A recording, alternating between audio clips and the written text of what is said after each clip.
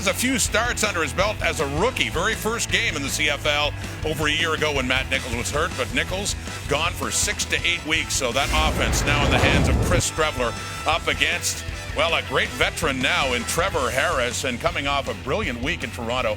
420 yards passing, 3 touchdowns, no picks, and he leads the CFL in passing yards. Over 3,000. He's on pace for 6,000 in the season, but it might be a little tougher to get some yardage tonight with that rain coming down at Commonwealth.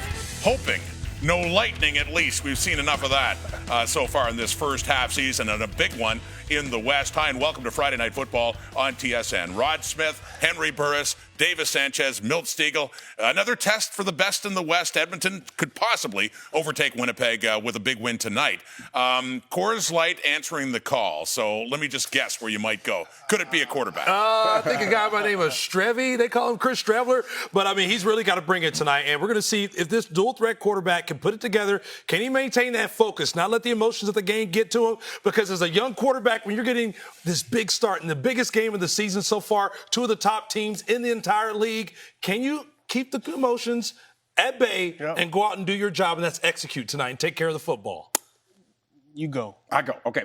For me, I'm looking at the big picture. You know I'm always worrying about the money. Chris Streveler is a free agent at the end of this year. Oh, yeah. Matt Nichols is a free agent at the end of this year. He has an opportunity to not only audition for his team, but some other teams. At least 2 other teams are going to need quarterbacks. He has at least 6 to 8 weeks. This is a great opportunity for this young fella to go out and showcase his skills. Yeah. He didn't have to worry about anyone looking over his back, coming back. This is a great opportunity. Let's see if he takes advantage of it. I'm going to go now. I knew you guys would take Streveler, but I'm going to go with someone else. I'm going to go with Mike Jones, a halfback for the Winnipeg Blue Bombers tonight. Look, I say we talked about this receiver group. We saw this is 1 through 5. Edmonton got the best group in the league. They're down to their third-string halfback right now. Who? I like it. What player? You're going off Mike the board. Jones. Who? Mike Jones. You know what? Who says we're predictable? Always taking quarterbacks. Way to go. So they're down to their third-string halfback. He's going to be, they're going to spread the ball out. He's got a challenge in front of him. No doubt about it. Okay. So Chris Streveler, Mike Jones, Coors Light answering the call, and we'll reassess some of that later on in this game, and a big one it is. Brickfield and Commonwealth, Chris Cuthbert, Glenn Suter will have the call as the Eskimos come on to their home field. This is the story for Bomber fans as their starting quarterbacks go into the room. It might get very interesting very quickly in the West. Trevor Harris is on pace to smash some Edmonton Eskimo greats. Goes end zone. Got it! Oh, what a catch! That was spectacular. There is a belief in the Winnipeg camp that Chris Streveler can keep this going for them. There's a lot to like about Chris Streveler. Heading into the teeth of the schedule now with Edmonton next.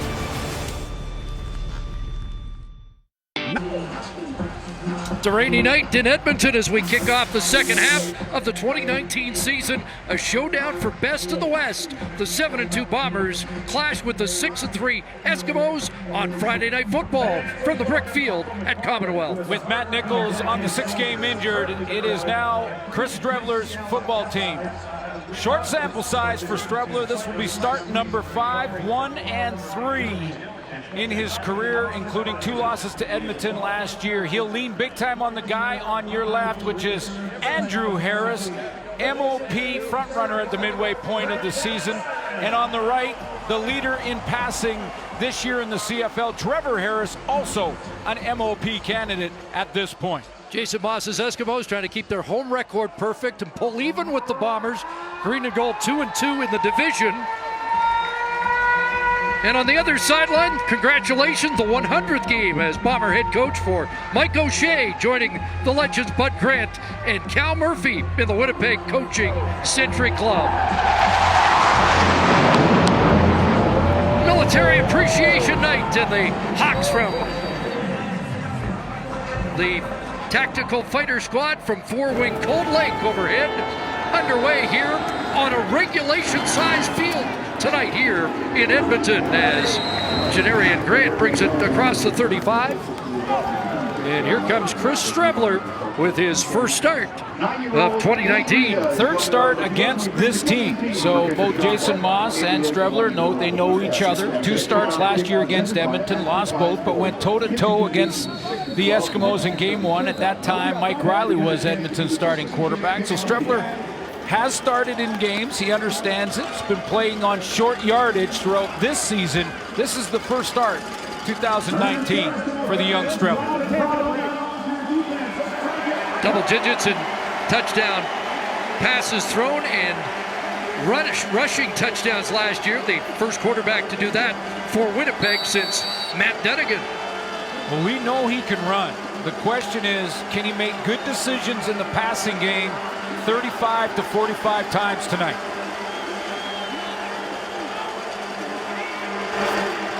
So away we go, and he'll throw the hitch to Lucky Whitehead, who had a huge game against Edmonton in the first meeting of the year, with 7 for 155 yards. Leading rusher in the Canadian Football League is Andrew Harris, so you can bet that the two will run a ton tonight. Chris Strebler and Harris between the tackles. Another start for Drew Desjardins up front, first-round draft pick for the Winnipeg Blue Bombers this year. He's up against Mike Moore and Elmondo Sewell tonight. Bombers had just 270 net yards against Edmonton in the first meeting, but they were able to get into the end zone. The difference in that one, Strebler drops the slippery pigskin and he'll eat it and gets sacked as the Eskimos, with the lead in that department, have their 31st of the year. Yeah, it might be tough to see on TV, but it has been pouring rain now about half an hour before the game started, so ball security is going to be the utmost importance for both teams. You have to take a little extra second, concentrate on the football a little bit more, follow it in and secure it. So Justin Medlock, who had only 1 punt last week, goes to work early here tonight. Christian Jones is back for the Eskimos. Good boot. Outside the numbers for Jones, across the 40, and Christian Jones will step out of bounds at the 45-yard line. And here comes the leading passer in the Canadian Football League, Trevor Harris, at 3,051 yards at the halfway point. That pace is for a 6,000-yard passing season, and his touchdown to interception ratio off the hook great. 13 TDs, just 2 picks, and Trevor Harris this year only been sacked 3 times. Truly remarkable after 9 games. See how they handle the wet weather. First pass complete. That's Tavares Daniels, who had a big game last week with 5 catches, 155 yards against Edmonton. Ricky Collins leads the league in receiving, but we went to Greg Ellington because of the big game that he had against the Toronto Argonauts. A big catch, maybe the catch of the year.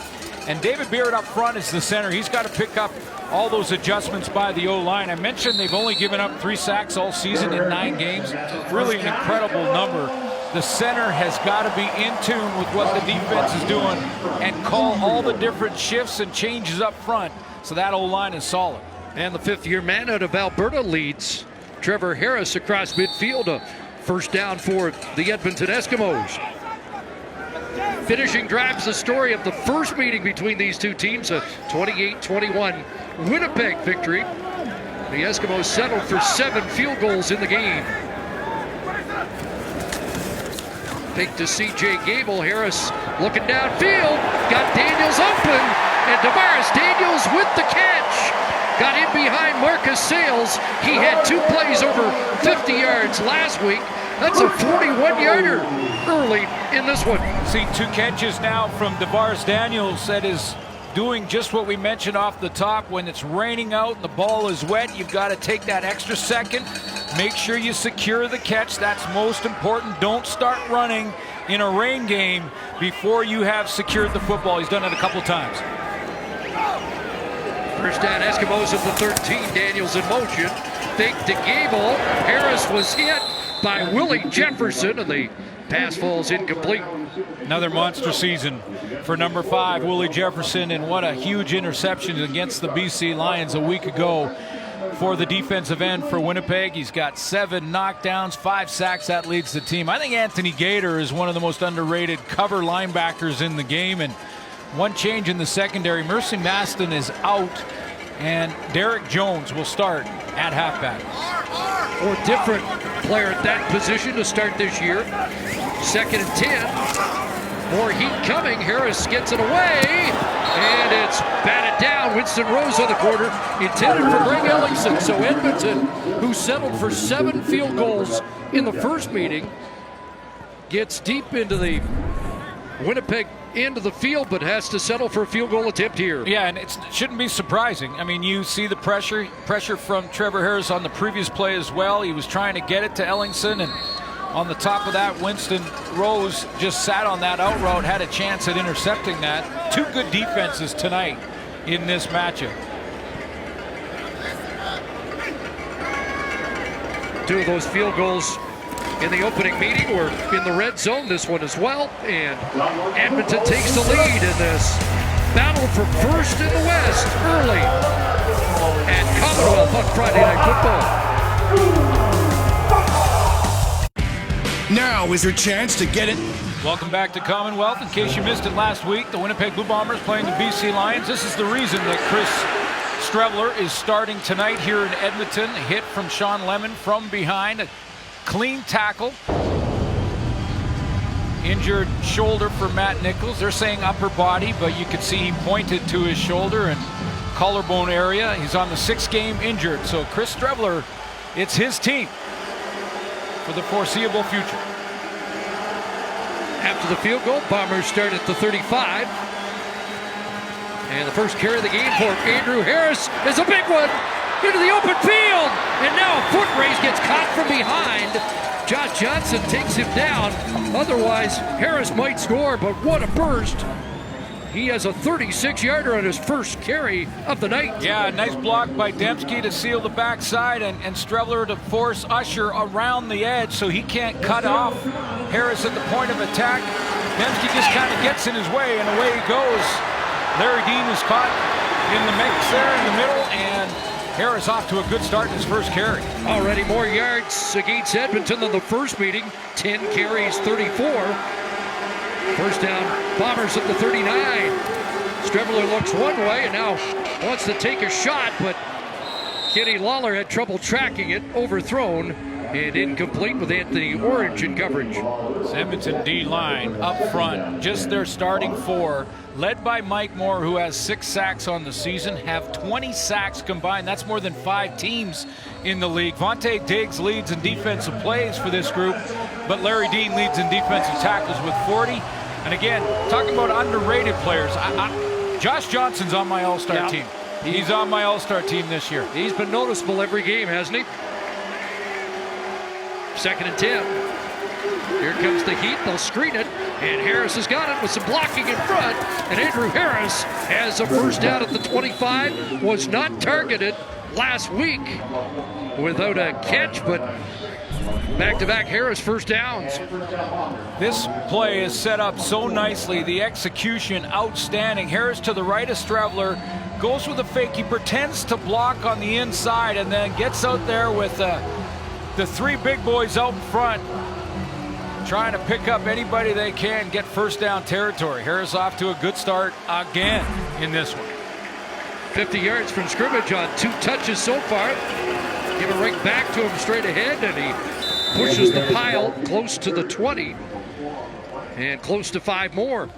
You're going to see this combination, and there should be some lanes inside between the tackles for Andrew Harris. There should be some lanes, because Paul LaPolice knows one thing, that the Edmonton defense had to game plan to stop Chris Streveler from running off the edges, from trying to melt the edges and get outside. They have to widen and keep him in containment. That should open running lanes for Andrew Harris. 2nd and 5. Going through the reads and underneath for Dembski, incomplete into some traffic there. Yanamba on the scene defensively, and now the field goal unit comes on for Winnipeg. Successful drive, though, establishing Andrew Harris on there. Their first game this year By the way, they only play each other twice, so season series on the line tonight. But Andrew Harris with just 34 yards on 10 carries in their first meeting.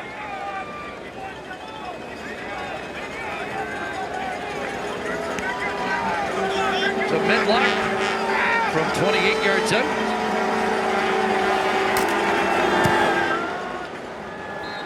And the game is tied at 3 as the Bombers get a field goal and get even.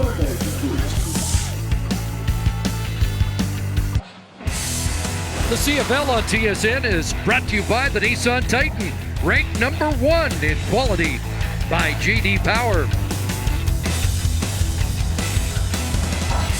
It was a bad day, but about a half hour prior to kickoff, the skies open up here, and it is a soggy night for this first place showdown. But good on you, Edmonton fans, expecting over 33,000 tonight, and it looks like, looking at the concourse and everywhere across here, that they're here for this heavyweight showdown. Eskimos opt to accept the kickoff after the field goal. Christian Jones will try and get it beyond the 35, but he'll get stopped up around the 27, where Trevor Harris and the Eskimos will go back to work. Trevor Harris, player of the week, coming off another monster game against the Toronto Argos, 28 of 41 for 420 and 3 touchdowns. Yeah, no interceptions in that one. Toronto put up a fight, especially early on in that game, but Trevor Harris, and this was the catch from Greg Ellingson, one of the great catches of the year so far. Big game for number 82. Eskimos scored touchdowns on their first 3 possessions. First time they've done that in 16 years. Looks like C.J. Gable had a little trouble finding the handle, and Willie Jefferson brings him down at the 25-yard line. Might be a loss of a yard or 2. Yeah, he did have to double clutch it, but Willie Jefferson is one of those unique defensive ends that can catch you from the backside on a running play. Now, again, Gable had to juggle it a little bit. It took him a second to get control, but he's got the speed to do that and the speed to redirect. Huge interception, the turning point last week in the game against BC. 2nd and long, Harris throws. He's got Tavon Smith, and it's a first down catch up close to the 40-yard line. Smart play by Tavon Smith. He's been targeted 41 times, so he's earning the trust. Excuse me, there he is right there. He's going to run the curl with that clear out in behind him, and number 4 comes down the field right on the hash mark, puts the brakes on, comes back to the football. 12-yard gain. An Eskimo first down. The players stay in the block, but it's not going to stop. Yikes. Drake Nevis, who dumps Gable for another loss. Yesterday, Trevor Harris said, Drake Nevis, he's a problem. Well, you basically have to take a cab to get around him. I mean, it's in the gap, in the A gap, swim over the center, David Beard, and into the backfield. Well, you get a guy that size that has quick hands and that kind of upper body strength, that's difficult to block. No 2nd and 13. Harris throwing that, trying to throw it away. There's a flag down on the play. Didn't look like he could step into the pass. Well, let's see what the flag's all about. Illegal contact on the receiver. Winnipeg, number 14. It's a 10-yard penalty. We'll repeat 2nd down. The Marcus Sales flagged. Yeah, I believe Marcus Sales is right here, just to the right of your screen. You see his helmet. Now as he backs out of there, there's the illegal contact past 5 yards, hangs on to the jersey too.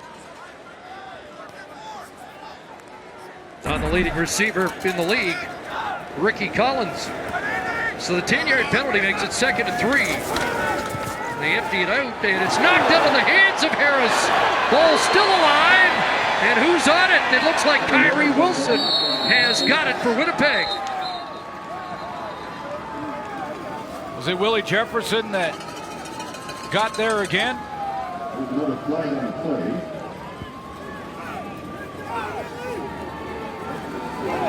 think he just said yes. Yeah, I think he said he's got the answer. Seems to make a big play While every the ball week. was loose, we have loose ball interference against Edmonton, number 67. That penalty is declined. Winnipeg recovered the ball. It's their first down.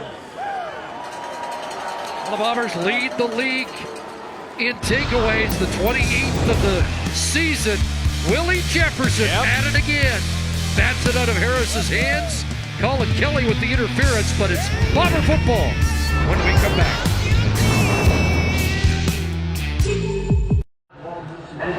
Happy birthday, Lonnie boy! 409 BMT, hold it down! All right, Willie, let's take another look. There he is right there working one-on-one on Colin Kelly, and this is tough for Kelly because he does a nice job of keeping him wide, but this great wingspan from Willie Jefferson gets the ball out. Now keep following because Kelly then gets the tackle on Jefferson.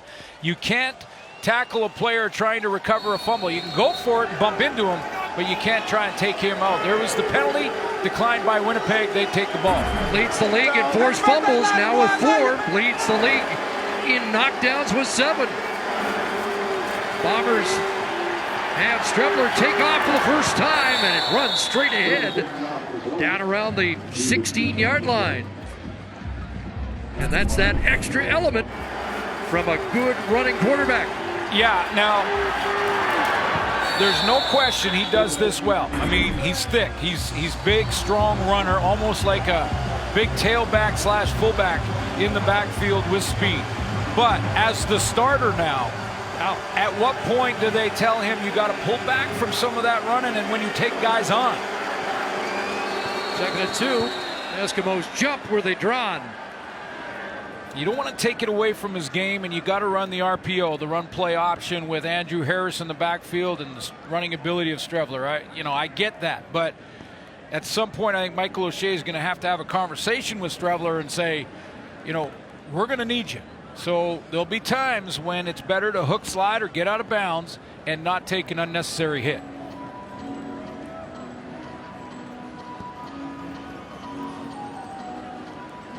Well, they're waiting for confirmation from the replay official to see if the Bombers actually drew the Eskimos offside.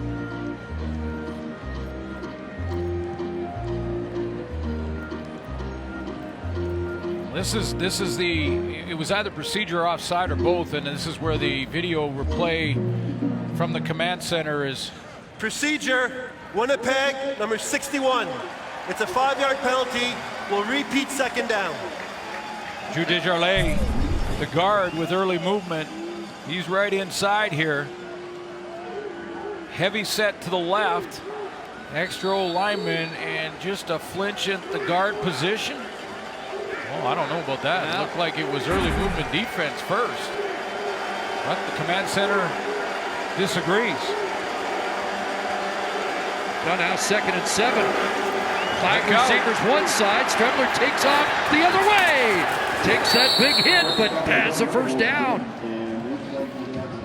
So we just got a quick update on that real time, and apparently the defensive line for Edmonton were back off the 1-yard line of scrimmage. So they're allowed to move, and they weren't in the neutral zone. Nick Usher with the hit, and Strebler. There you go. Yeah, he's already not sure. Chris Matthews helping him up. Well, and this is where the spotter will be looking to see if the concussion. Yep. Spotter will see something out of that response. Strebler stays in, hands it off. Harris with a hole up the middle, but fumbles the football, and Edmonton's going to get it back. Slippery pigskin, and the Eskimos with a turnover deep in their own zone. It's Jordan Hoover who comes up with it. Looked like Armando Sewell with the strip. Yeah, there's turnovers and then there's takeaways. This is a takeaway by Armando Sewell because Andrew Harris is coming out and Sewell tackles the ball. It goes with that big heavy left arm all the way across the football there, pops it out. Yeah, Andrew Harris got to secure it better than that, but Armando Sewell causes the turnover. Forced fumble for number 90.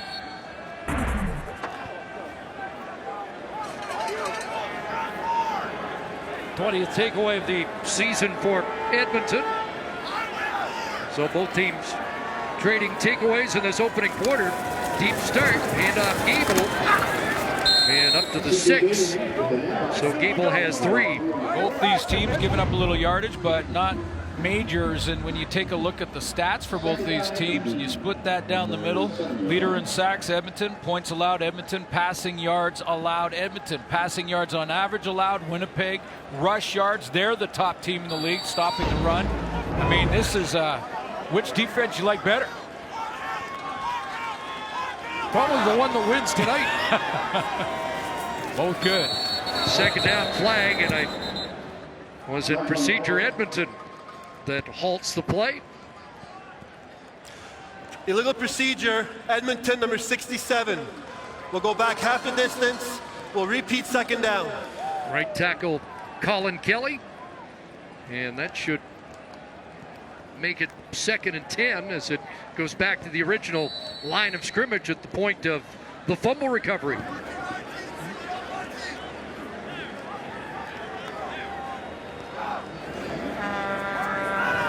Four-man front, and Jefferson jumps, and now they'll argue about whether or not he was drawn or not. He's pointing at Travis Bond, and Bond pointing right back at his old teammate.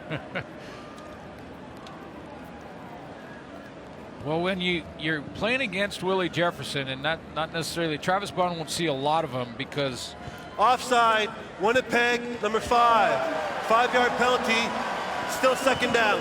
Unless it's his job to pull out of that guard spot and find Willie Jefferson off the edge. Sometimes that blocking scheme will call for that, but it'll be tackle against Jefferson for the most part, and that's where Colin Kelly comes in. Everybody's a little twitchy early in this showdown for best of the West. Playing against Jefferson, you'd be twitchy, wouldn't you? Harris changing the play. Big Hill changing the defensive call. Second down, and Harris looking for Daniels again. On target again. Working against Marcus Sales. And the Eskimos climb out of a big hole. Yeah, well, Marcus Sales has taken away the inside, and that's why this little short, skinny corner route here to DeVaris Daniels has worked twice now. You see how he's taking away inside leverage? He doesn't want to get beat deep on that post, so he's given them that little short corner route. That's the second time. 32-yard play.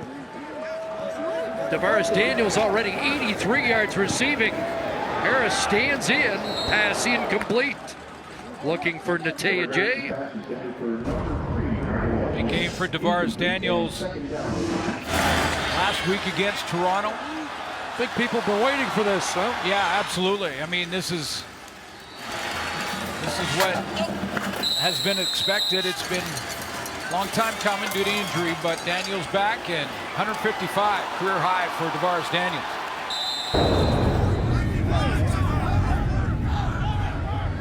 Just his 5th game of the year.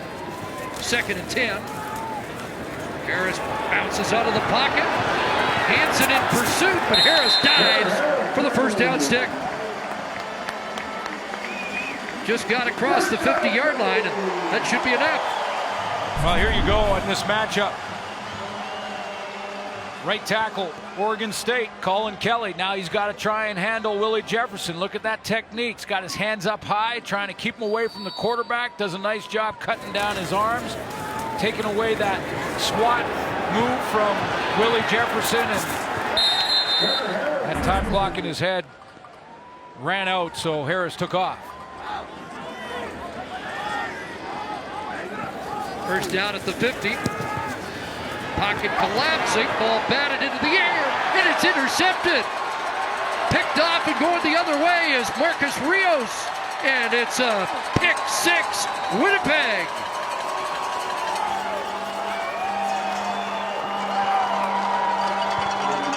Well, that's some way to get your first Canadian Football League interception. And we have seen 3 straight turnovers, 2 by Edmonton, 1 by Winnipeg.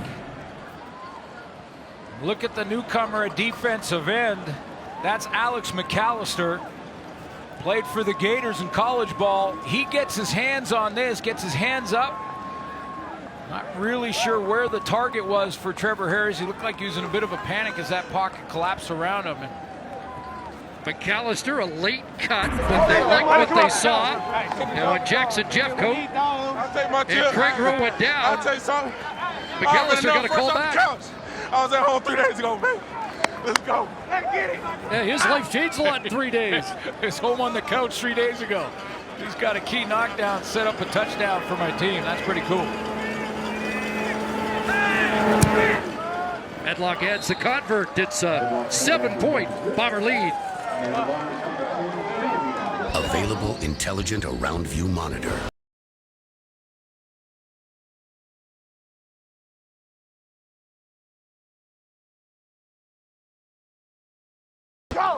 AP All-State first team for the Gators as a senior, and he on the couch 3 days ago, off the couch tonight, and a big play for the Winnipeg Blue Bombers off the edge. Again, Colin Kelly does a nice job of keeping him away from Trevor Harris, but when Harris, he's trying to get it to Gable. On a little check down, Rios just busts to the football, and this is what you do in the backside, folks. If you just, young kids watch it, keep hustling, you never know when that ball could pop out. You're in the right spot at the right time because of hustle, good things can happen. Just the third interception thrown by Harris this year, his first in his last 177 attempts.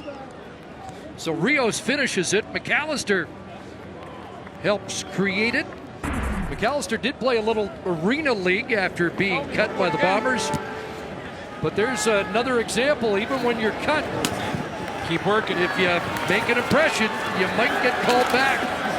Christian Jones is going to get corralled just beyond the 20-yard line. Clearly, with these weather conditions, this is about giveaway, takeaway tonight. So far, that was 3 series, 2 for Edmonton, 1 for Winnipeg, all ending in turnovers. After they got themselves out of a big hole, the Eskimos. Yeah, with that short corner, DeVaris Daniels, and then the interception for a touchdown right after it. Ball security.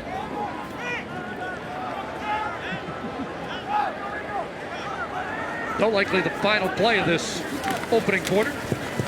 C.J. Gable sidesteps the rush, but they've been able to stack up Gable here in this first quarter. Not much there on the ground for the Edmonton Eskimos. First quarter done. A couple turnovers for Edmonton, 1 for Winnipeg. A touchdown by the Bomber defense and a 10-3 lead after 15 minutes of football to find out who's the best in the West.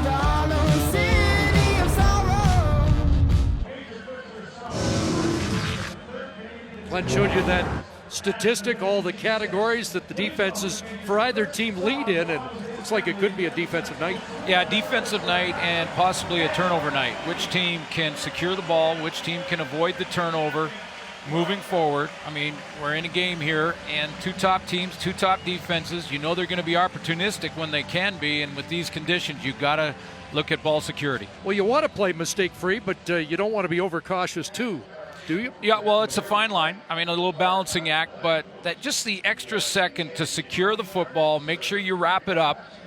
You know that it's going to be easier, that your arms get soaking wet, the ball's soaking wet. You just got to little extra second of concentration. Trevor Harris has had some success through the air tonight, 96 yards, but again, that pass gets tipped and intercepted, taken back for a touchdown.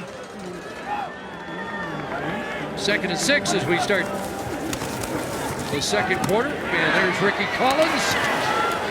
Secure the football after the catch and has a first down. Collins first at the halfway point with 741 passing yards. And that's his 49th catch of the year.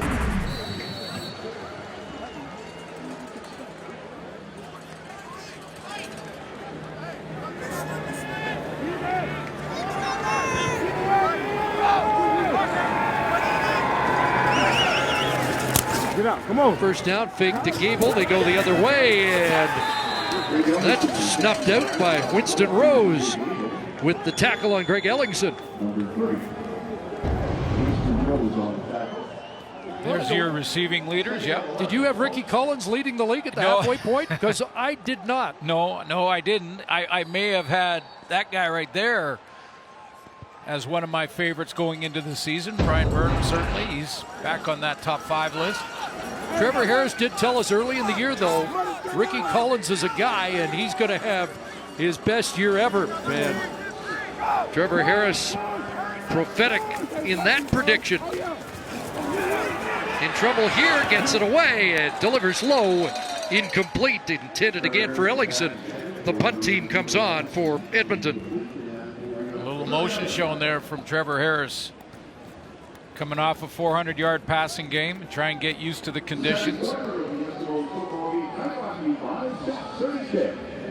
There's Janarian Grant, who everybody got to know in that big game against Calgary. A couple of punt return touchdowns and 306 return yards in that game.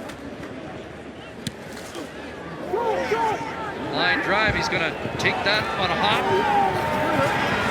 Trying to get to the outside. And is bounced out around midfield at the Winnipeg bench. Andrew Harris off and running again. 50 yards rushing already. Well, history last week, Andrew Harris becomes the all-time leader in yards from scrimmage by a Canadian player. And it was an emotional Andrew Harris who went past Ben Cahoon to earn that honor, and still many other honors ahead. But this one was special. With more, here's Ryan Bershon. Well, guys, it's not often that you see a back get better with age, but that's very much the case with Andrew Harris. 32 years old, playing some of the best football of his life. So we asked him where the fountain of youth came from. He's put down the weights, and he's picked up the yoga mat. Twice a week, guys, he's in the yoga studio, stays flexible, it's kept his weight down. He's playing at about 212, 214 instead of 220, 225. And Suits, you'll love this, you'll want to try it. He says twice a month, a Nordic spa to keep himself relaxed and focused. I'm in. Let's do it. Nothing like a trip to the spa. Here's Strebler on a roll. Yanama with pressure. And the pass is incomplete. Intended for Wolotarski with Arjun Colhoun in the neighborhood. Past some big names. Ray Elgard over 13,000 yards from scrimmage from 83 to 96. There's Ben's numbers, 98 to 2010. Both those guys receivers, obviously. Andrew Harris passed the mark and is now #1 all time. And it was great to see the emotion on the sideline from Harris. Win against the BC Lions, where it all started for Andrew Harris. 2nd and 10. Strebler in trouble, and he's going to get dropped. It's another Eskimo sack, and Almondo Sewell will somersault after registering his 6th sack of the year. Yeah, you get sacks from a lot of different spots. The front 7, your linebackers. Sometimes your secondary will come up and get involved in blitzes as well. And you look at all the teams and their statistics, you'll see sacks from the entire defense usually. But this front 4's got 20. That's better than 5 teams in the league total. Make it 21.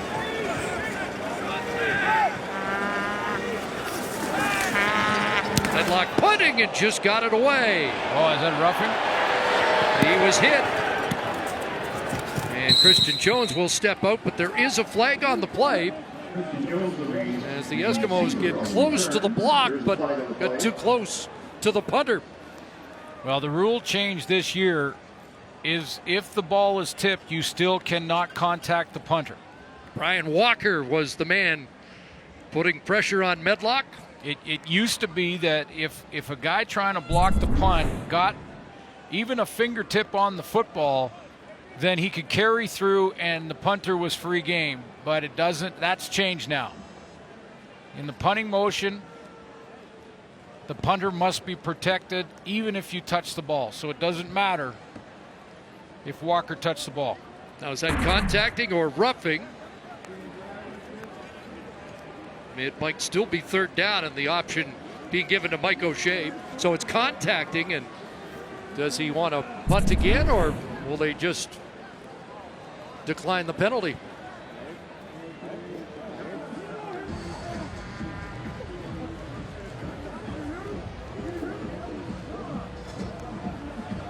Leg in the air.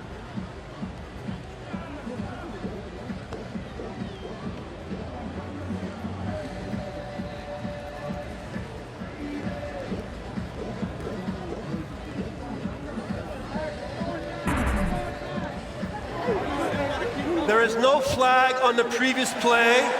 The ball was tipped. Therefore, there cannot be any contact in the kicker. There's no flag. That rule's it's been going to be first down for Edmonton. We had been told prior to the season the rule. That rule had been changed that you can't touch the ball. That even if you touch the ball, you still can't touch the kicker. So that'll be a call to mission control.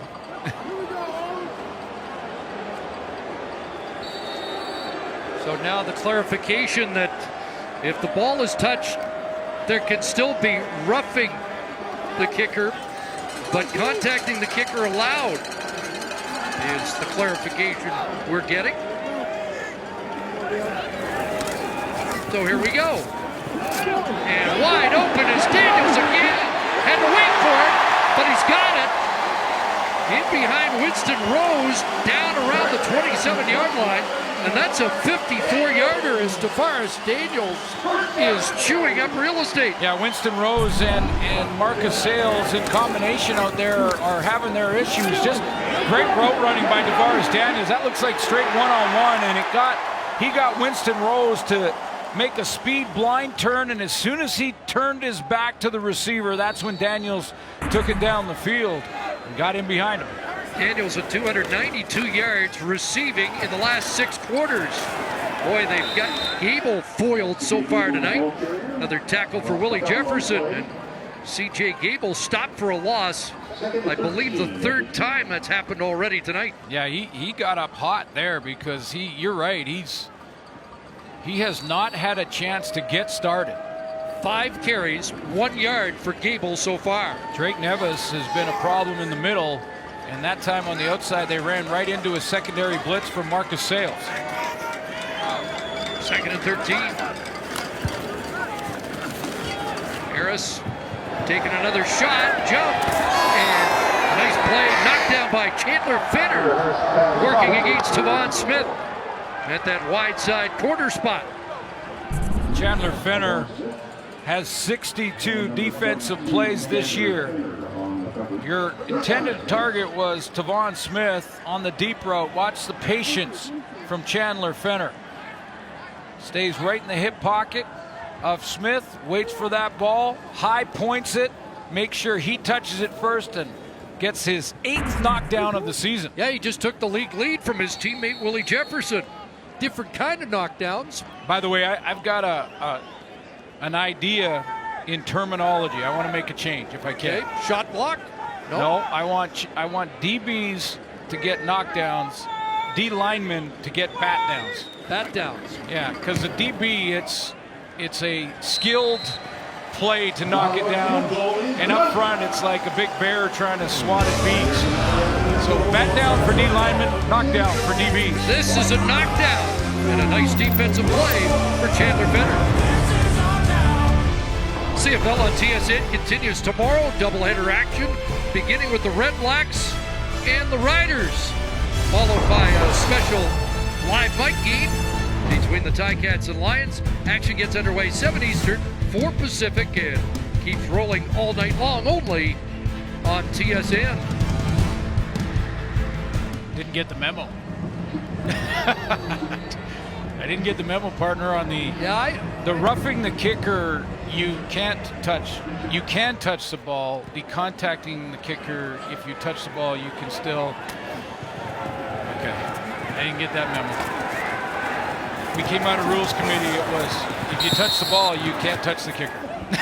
Period. I think somebody said, "Now wait a minute, that might be a problem." Well, yeah, that could have happened, but just to get that memo.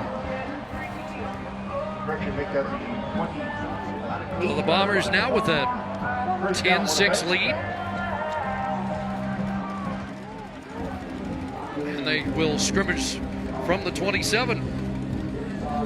Well, with yogas and spas and stretching and not as much weights, I'm looking at Andrew Harris saying, first of all, he's a front runner for MOP this year, but is far from done. He's start looking at rushing totals and other records, he's in the running for all of them.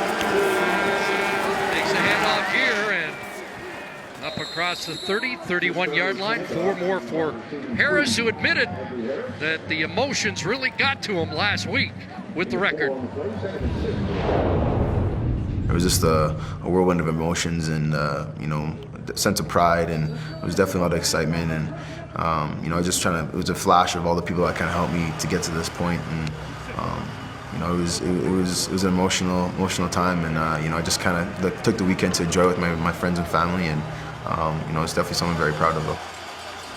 Outstanding. Said it was kind of hard to get back into the game because he was thinking of all the great moments. Here's Dembski with the catch. Thought a lot about the days of taking the ferry from Nanaimo into Vancouver to go from junior to the BC Lion Camp. Andrew Harris plays with such great emotion. Plays with his heart on his sleeve. Every single play, 100% full speed. Tremendous teammate. After the play, unnecessary roughness, Edmonton number 43 will go up 15 yards. It's the first down. Monte Diggs gets flagged, 15-yard penalty. The Eskimos had cleaned the penalty situation up last week. Their season low 6 for 53. I'll show you why he got the penalty. Let's take a look. Trying to rip the ball out. Yeah. I would have kept my flag in the pocket there, but all right. Cross midfield into Edmonton territory. First down at the 53.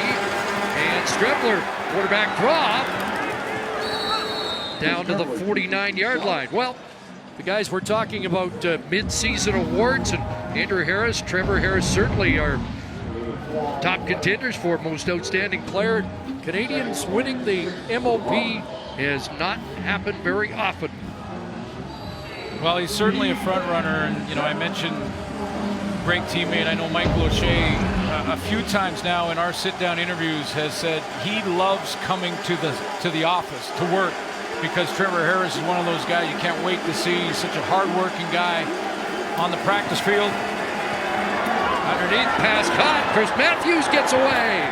Yards after the catch for Matthews, and a first down at the Edmonton 32.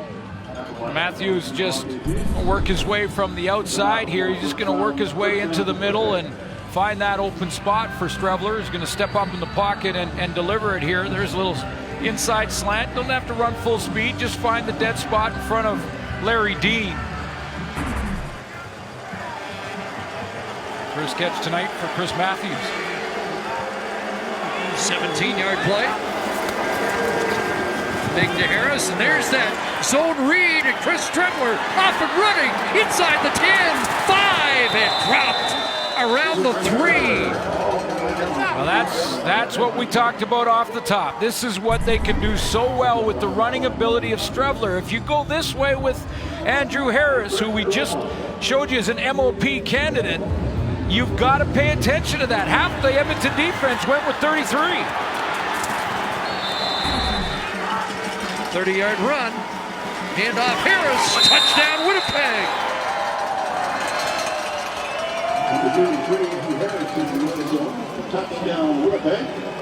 Big run by Strebler, and the running back will punch it in, and the Blue Bombers extend the lead.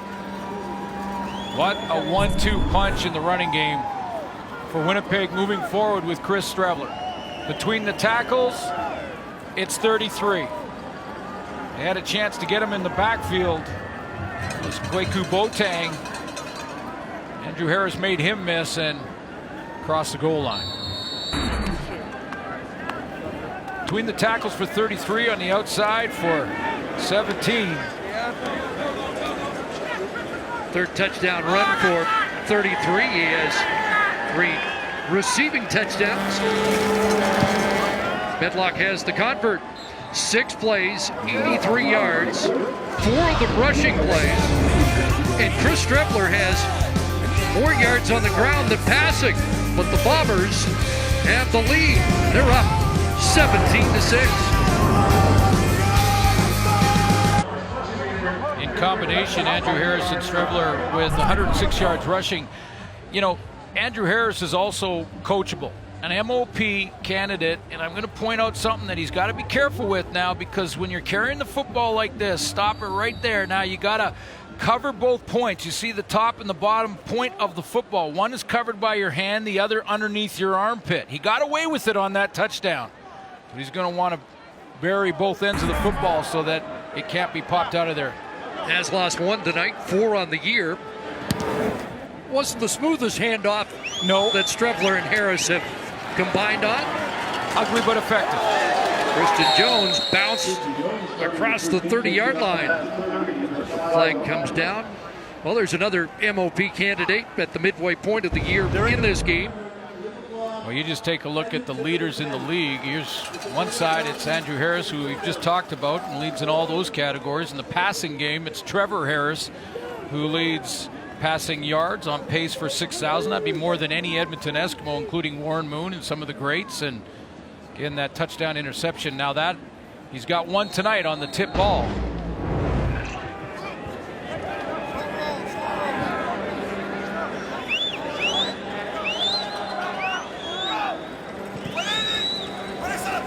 Well, the Eskimos start at the 18-yard line, and C.J. Gable cannot get on track. Willie Jefferson there again. So their Bombers trying to make the Eskimos one-dimensional on offense here tonight. Don't you love, Chris, with the big screens in every stadium now, that after every play, players will look up to see themselves make a big play. And sometimes they'll look up when they make a mistake. Like what happened there. 3-man front, 2nd and 11. 5 receivers out. Pocket collapsing. Safety valve is Gable. Kyrie Wilson will stop him short of the first down. Exactly what Richie Hall wanted, the defensive coordinator. He wanted to 3-man pressure. What you're hoping will happen there is that the quarterback will feel a ghost, almost feel pressure that's not there, and dump it to C.J. Gable, rally to make the tackle, get the ball back. First 2 and out for the Eskimo offense tonight. Sean White handling the punt duties with the injury to Hugh O'Neill. Did a nice job last week. Net was 37.5. Denarian Grant awaits from the 45-yard line. Bouncing it outside, but gets taken down. Nice tackle there by Brian Walker.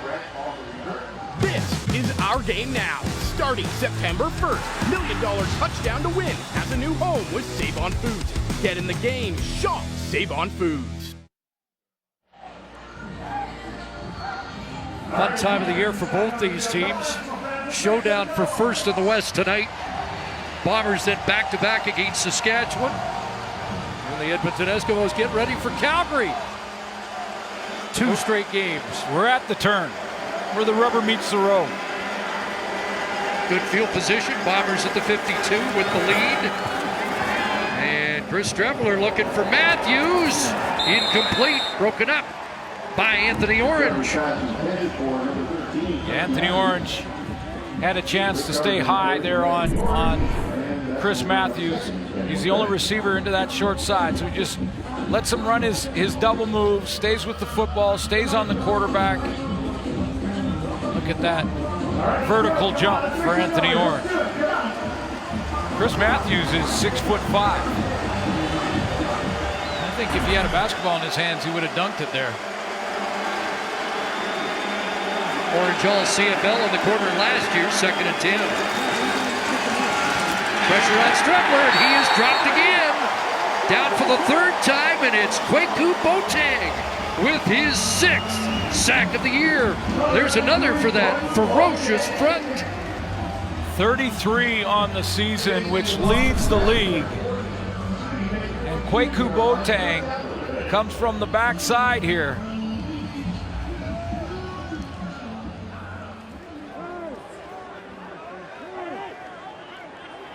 I believe it was Drew Desjardins that was assigned to try and slow his momentum to the quarterback. Didn't get it done.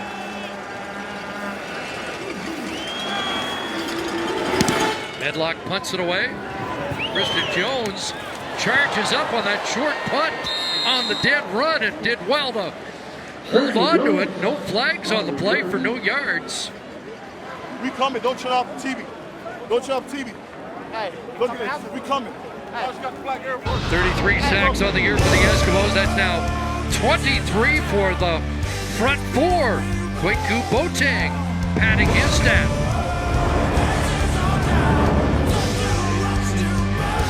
Coming up in Ram at the half, some thoughts from the guys and Chris Strevler, Andrew Harris. Defensively, Drake Nevis and Willie Jefferson. Also, we'll talk about tomorrow's doubleheader. Who knows? Maybe another curling tip from Stiegel.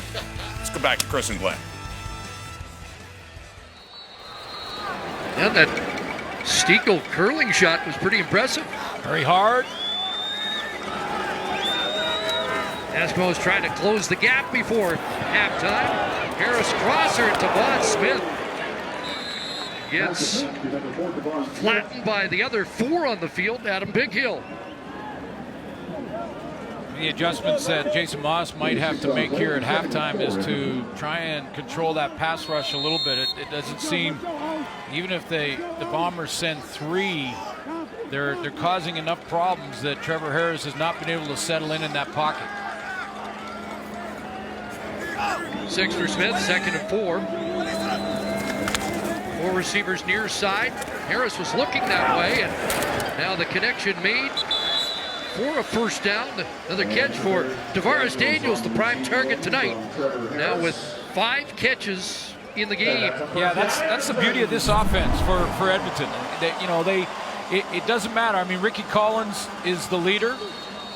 Yardage-wise, Greg Ellingson's had some big games. This time it's Tavares Daniels so far in this first half. It depends on what they give you defensively. Jason Moss's passing game, you could be the guy any given night. First down, Gable. Finally a hole. C.J. Gable, second level and more. And that's what he was looking for.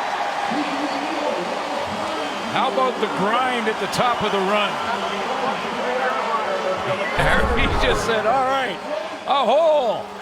All right, the guys up front got her done. Took that defensive line, got Drake Nevis down on the ground. That was the key to that one. And then straight through the A-gap, and away he goes between guard and center. But watch the end of the run, and he grinds down Jeff Hecht. Just keeps chugging for another 7. 34-yard run for Gable, his longest of the year. And so now 7 carries for 35 in the game. Harris steps up, looking in zone, looking for Daniels, and it's knocked down. Another knockdown for Chandler Fenner, his 9th of the year. Wow, that's see, this is what I'm talking about. That's why it gets the knockdown designation, because it's a skilled play by a defensive back to time it up, play the double move by Tavares Daniels, get back into the proper position. That was actually 2 double moves, and then get your hands on the ball. That's a skilled play by a skilled player. And up front, the big guys, they're just swatting at it. I mean, let's be honest. They're just, I mean, it's good play, but they're just swatting. Spoken like a true DB. Nataya catch. And cuts it back. It's colored around the 17-yard line. And with that, Trevor Harris is going to cap an interesting climb up the passing leaderboards. It started with eclipsing Warren Moon on the all-time list tonight. Look at the players he has passed just tonight. Moon, the great Peter Lisk, Travis Lulay, and Kahari Jones. Next up to get in the top 30, a guy by the name of Huffnagel. And again, pace for 6,000 yards passing. That's only happened a handful of times in Canadian Football League history. But again, having to settle for field goals like they did in the first meeting. And Sean White is good, so it's an 8-point Winnipeg lead. Well, coverage of the Canadian Pacific Women's Open continues tomorrow from Aurora, as Canada's own Brooke Henderson competes against the LPGA's top golfers. Brooke is 3 off the lead at -9. Third round action gets underway 2:30 Eastern, 11:30 a.m. Pacific on TSN. Boy, how tempting do you think it was for Jason Moss on third and a long three there? Take a shot, try and convert. I think he made the right choice. I think you got to. You take the points for sure. But I just, you got a drive going. You got your running game going with a big run from Gable. Thought they had the red zone solved last week. Went 5 for 7, 5 touchdowns, 7 trips inside the Argo 20. Here's Harris. Works his way close to the 39, about 4 more for the leading rusher in the Canadian Football League. See how they had a bunch formation with the receivers on the outside? That bunch formation is the pass option. So the run option is here with Streveler outside, or the pass option, RPO, run pass option. Either Andrew Harris there, give it to Harris, or it's Streveler outside, or that bunch formation turns into a pass option with Whitehead leading the way. Pick your poison. 2nd and 7. Here they come again, screen, and it's Dembski with some running room. It's a first down, and Nick Dembski across midfield before he's taken out at the Eskimo bench. Heads up, though, for Dembski. Knowing the game and the situation, so important to understand where you are, how much time is left in the half, do you chance to get points. If he tries to get more yards in here and gets caught before he runs out of bounds, probably loses a handful of seconds. That might be the difference. Watch how he recognizes it right now. He knows where he's at. Get yourself out of bounds quickly as you can. Stop the clock. 19 seconds remaining. Boy, officials, everybody. There's shrapnel all over the place down there. Philip Lawley, bottom of the pile, the Eskimos defensive coordinator. Stands in. Pass to the flat. Is it caught by Matthews? It's incomplete. For number 13, Chris Matthews, incomplete. Matthews wants this challenged. He wants a challenge. This is textbook must survive the ground. He did get his arms underneath, but does the ball touch? Did he use the turf to help him, assist him in the catch? Might be a better angle to determine that. Oh, I don't know if he did. I think he might have got his arms under that. So Shea challenged that. Might be a tough one to overturn. Not going to do it. 2nd and 10. Streveler's going to take off. Here's Streveler, and he'll slide at the first down stick. 7 seconds to go. Well, Jason Medlock is 4 for 5 from 50 yards. They're going to take one more play here, or try it on a wet night. Medlock may be consulted to find out if this is in his range on this kind of night. Well, there's clock management upsetting Coach O'Shea right now. He's got no choice but to put him out there now.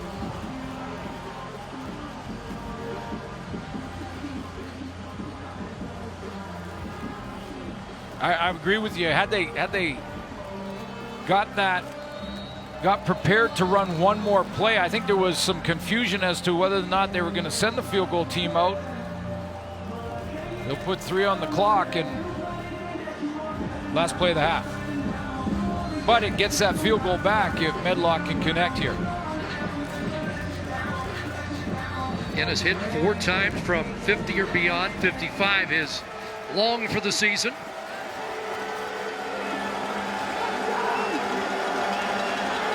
Christian Jones in the end zone. If he misses from 51, got the distance, or does he? Yes, just enough. And he's 5 for 6 from 50 or beyond, and it was just by that much. Ball gets heavier in the rain games as well, so it was all he had to get it over that crossbar. Outstanding kick by Medlock. By that much. Big play for the Bombers to finish this opening half. The visitors with the lead, 20-9, as we join Rod Smith and the guys. Thank you, CC, and welcome to Ram at the Half. It is brought to you by the all-new Ram 1500, Motor Trend's 2019 Truck of the Year, another winning season for Ram. And welcome back inside our Friday Night Football studio along with Henry and Chez. And first to the sidelines, Ryan Rashog is with Tavares Daniels.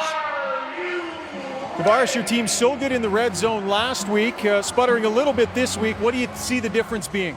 They're just making plays right now. We gotta lock in down there and come out at the end and just finish, man. We're moving the ball pretty well. We're getting what we want. We just got to finish at the end. Rain letting up maybe a little bit here for the second half. We'll see. Do you think that benefits you guys?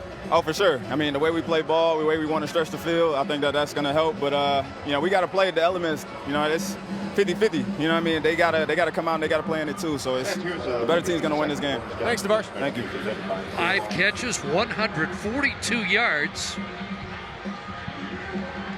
For Tavares Daniels in the first half. Trevor Harris, 181. 1 interception. And big difference in the game is the pick 6 by Marcos Rios. Well, I think one of the big differences is the pressure coming from the Bomber front 4. Justin Medlock kicks it off. We're underway in the second half with Christian Jones. Trying to find a crease. And he has been contained so far here tonight. Both quarterbacks have had to try and adjust and get used to the conditions, but early on in this game, that Bomber defensive front 4, sometimes just 3-man pressure, causing some problems for Trevor Harris to a point where even when they rushed 3 at times, it looked like he was seeing ghosts a little bit, not really comfortable, able to settle in. He got that swatted away from Willie Jefferson. That was one of the 2 turnovers. The other was tipped and intercepted for a touchdown. 204 yards of net offense in the first half. A fake to Gable. Tavon Smith got the catch. And yards after the catch. Up beyond the 40 for a first down on the initial play.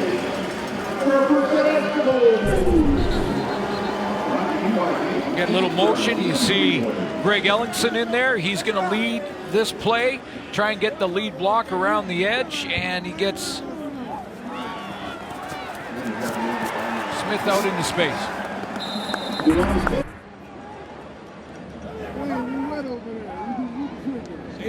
Injured Blue Bomber in front of the Eskimo. Yeah, I thought Jonathan Kongbo took a second to get out. He chased that play down from behind, actually made the tackle on Tavon Smith. Might have just got the heel of the ball carrier and knocked the wind out of him. Let's take another look. It's tackle from behind. Great hustle from Kongbo. Jammed his left wrist, not sure, as he heads to the sidelines. Rookie out of Tennessee, number 5 pick in the 2019 draft. A couple of first-round picks playing tonight. Back to back, Drew Desjardins and Alex McAllister in for Kongbo. Little center screen for Gable. And Gable beyond the 50 for 8 yards. Adam Bighill with his 5th tackle of the night. And Willie Jefferson in the vicinity as well. Well, here's one of the adjustments for Jason Moss. Come out in this second half and some high percentage throws. Misdirection. Get Tavon Smith from the slot back position just to shoot out in the flat. Get a little bit of rhythm for Trevor Harris. Slow the pass rush slightly.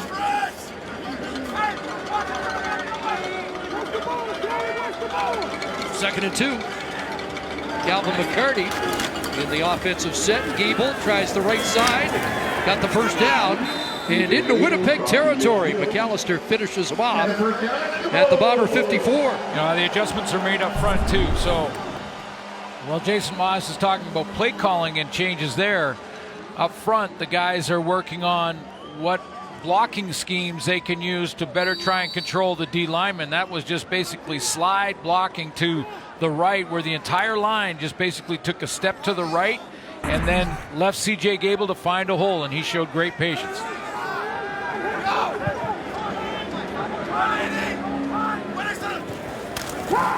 First down. Pressure coming. Harris hit as he threw. And it falls incomplete, like Steven Richardson stove with some heat on the Eskimo quarterback. Yeah, it looked like they were trying to set up a screen because the tackle, Colin Kelly, He took about a 4 count, and then he took off, was way wide there, and I think Trevor Harris just got that early pressure, and because of that early pressure, he wasn't able to even complete this little screen pass. Just threw it away. 3 defensive tackles in that set for the Winnipeg front: Richardson, Nevis, and Jake Thomas. So 2nd and 10. Harris stands in, throws, complete. Ricky Collins has the first down. Number 13, Ricky Anthony Collins Gator with the Jr. tackle, but Ricky Collins has his 2nd catch of the game. Trevor Harris is going to trust his protection here. This is about as comfortable as I've seen him tonight, just taking that snap, 3-step drop, step up, step into the throw, and hit Ricky Collins on the crossing route. Great protection up front. He trusted it, didn't see any ghosts, and hit the crossing route. Nice throw.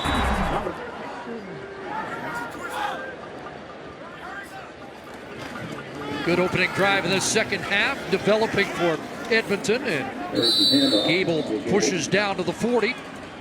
3 more. Every drive comes down to play like this, though. Now they're in plus territory, banging on the doorstep here to get into that red zone, and now they need a 2nd and long. Kongbo back in the lineup.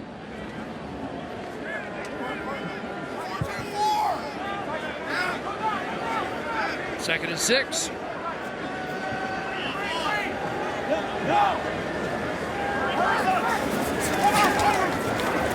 Harris with time. And Ellingson. That's the Trevor Harris we've seen all year. In front of Chandler Fenner. The sticks are moving here to start this 2nd half for the green and gold. Yeah, and I just love the play calling from Jason Moss early in the drive.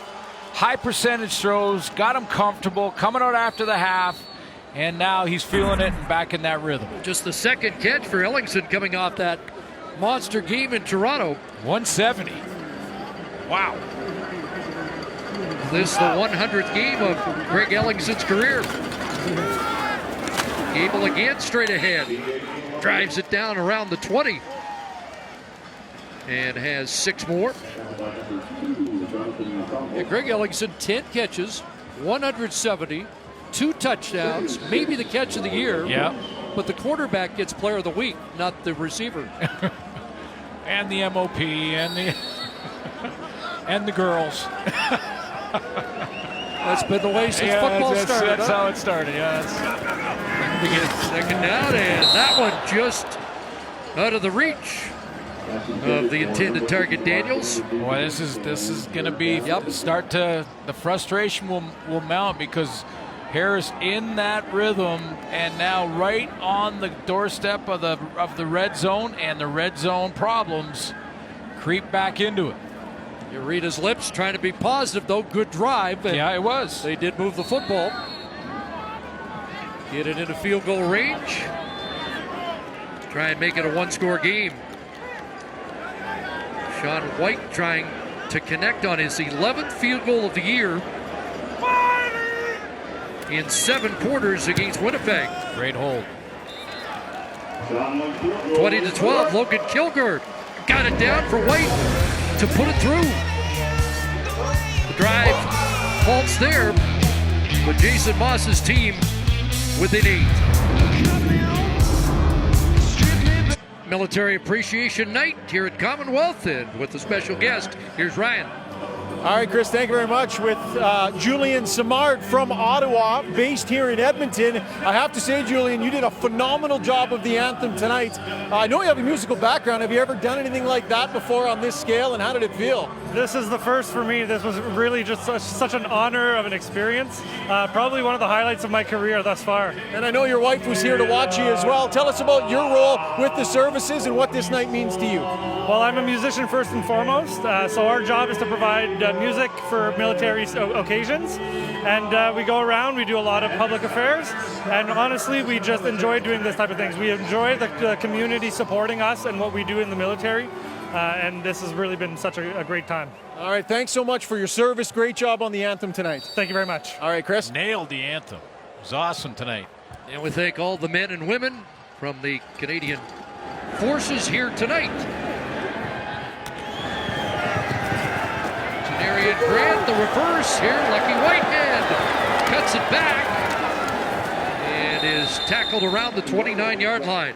We had the fly past by the fighter squadron from 4-Wing Cold Lake, and honorary Colonel Glenn Suter, I'll let you take over. Well, this is the 419 Squadron in Cold Lake, and they work hand in hand with the 417 Squadron, my teammates in Cold Lake. I want to say a special hello to Commanding Officer Alexia Hannum in Cold Lake, head of the 417 Squadron. These guys will be 419 fighter jet pilots, but boy, we really thank all that they do and all the military men and women around the world fighting for our way of life. Talk about precision. There were 2 fly pasts. The first came on the final note of full Canada. Here in Commonwealth, it was impressive. Drew Wolodarski can't make the catch. He was one of the favorite targets for Chris Strebler last year in those 4 starts.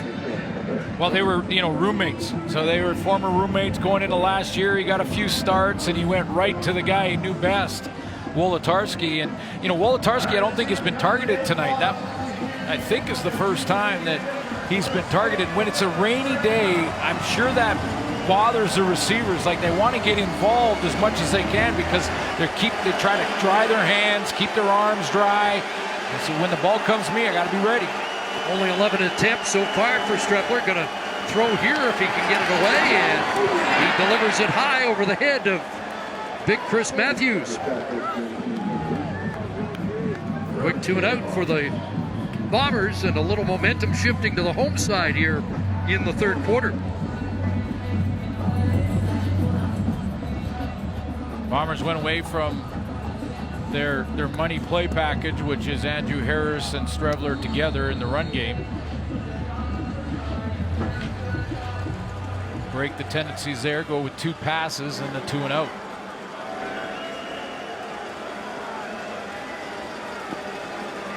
So Medlock punting. Christian Jones is back.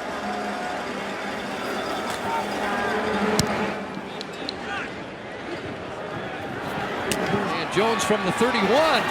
And some room on the sideline, and a flag comes down as he steps out close to the 45.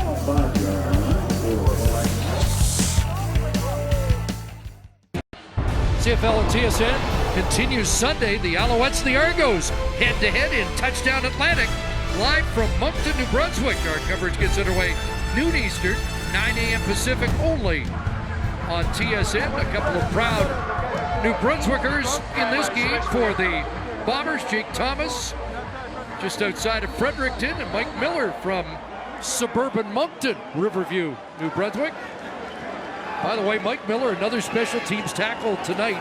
He's now in a tie for 3rd all-time. Look out, Trevor Harris drilled, and the pass falls incomplete. Guess who? Yep. He has been impossible to block tonight. I mean, we showed you one time Colin Kelly got there. This time Kelly just ducks his head. Swim move from Willie Jefferson, and no shot for Trevor Harris to get that one out. Beast again tonight. 2nd and 10. Pressure off the edge. Harris throws behind Tavon Smith, and he took a hit from the safety, Jeff Heck. And Smith comes up on the lip. Ball thrown just a little bit behind the intended target in Tavon Smith, and Jeff Heck was coming from that safety spot. He was about 15, 18 yards deep and coming downhill on the hit. Timing was there. The ball went right through his hands as he was making contact. Cartwheel to the turf. Looks like he should be okay. So back-to-back 2 and outs. First Winnipeg, now Edmonton, and Sean White with the punt, trying to kick away from Janarian Grant to Hopper inside the 40, and Grant back to the 45. So it's an 8-point Bomber lead. We're midway through the 3rd quarter on Friday Night Football.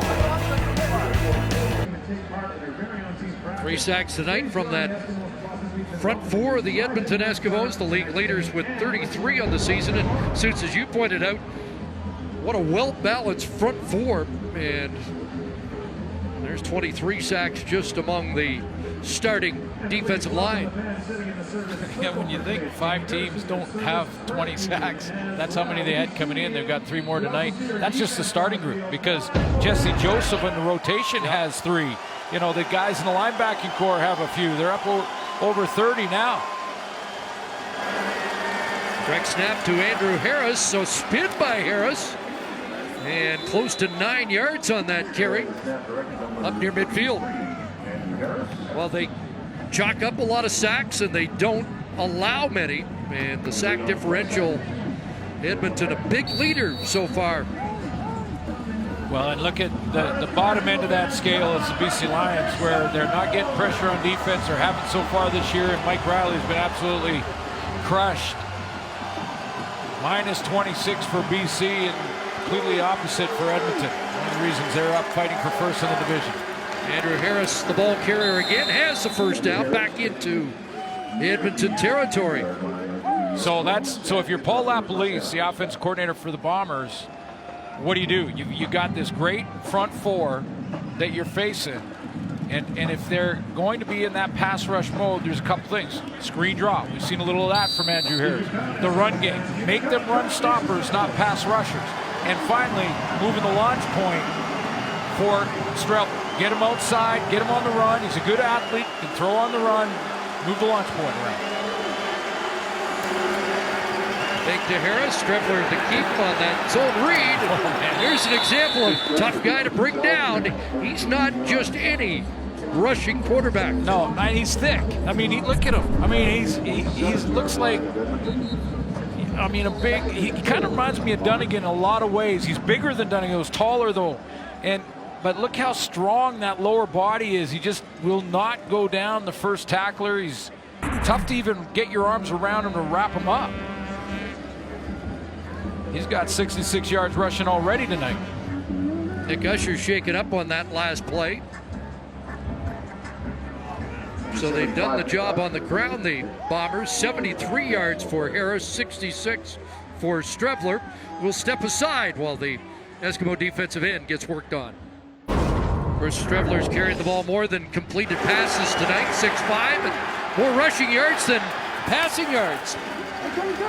Well, and you can see, like, he has done the hook slide. You saw it on that last play.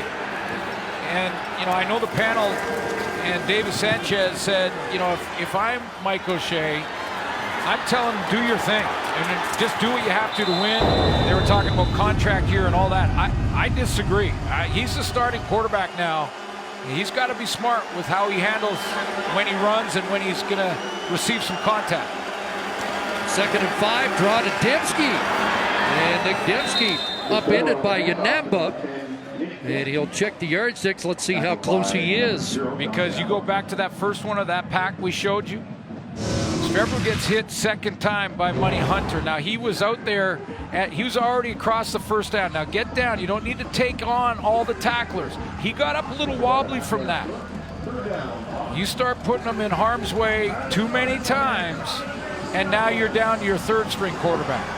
Who hasn't taken a snap in the CFL. Yeah, I'm saying, yeah, keep the run game in there, but until the playoffs, be smart. 3rd and inches, and Strevler for the first down. They're 14 of 16 now on those 3rd and short situations. It's really, really strange that I disagreed with David Sanchez in the panel, because we're usually really on the same page. But part of the union. Yeah. DBs, we always had our own corner in every locker room. Matt Nichols, very different style quarterback.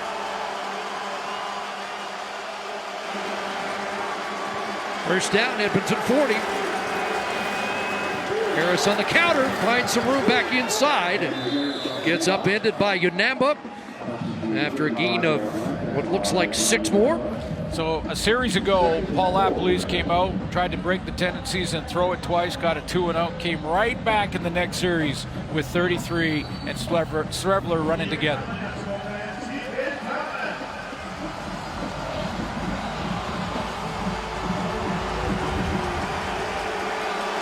Andrew Harris at 79 yards rushing.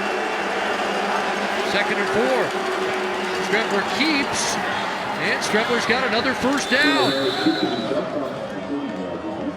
So when you got a D-line that gets up the field so quickly, the D-line that, you know, they'll sacrifice. They're going to get the adjustments on the sideline from Coach Lawley, but they're going to have to make that adjustment because right now they're getting in a pass rush move and getting up the field. And as soon as they get up the field, now Streveler or Andrew Harris in the run game has to make just one guy miss, and he's at the 2nd level. He's at the linebacking level. Bombers have 152 yards rushing, most allowed by Edmonton so far this season. And Streveler throws that away to avoid the sack. Pressure from the backup safety, Jordan Beaulieu.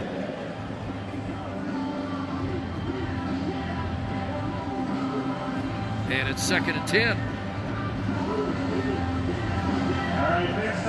Making the adjustments, and you know, Phil Lawley has said this week that he loves his D-line because they will sacrifice. Sometimes they'll be asked to just take a block and take a gap and not get up the field and try and chase a sack.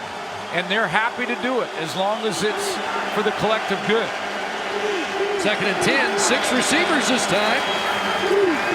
Streveler bouncing out of the pocket with a flag down. And he's going to be brought down at the line of scrimmage. Let's find out what the flag is. Larry Dean, the middle linebacker, with the tackle. And the indication is it's against the Bombers. Nick Usher got up waving his Holding. hands. Winnipeg, number 68. The penalty is declined.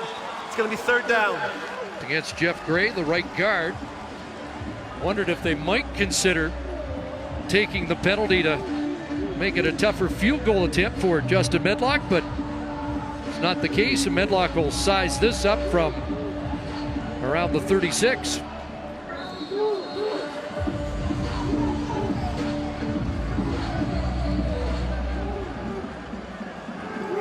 Oh, we'll call it the 37. Trying to make it a 2-score Winnipeg lead.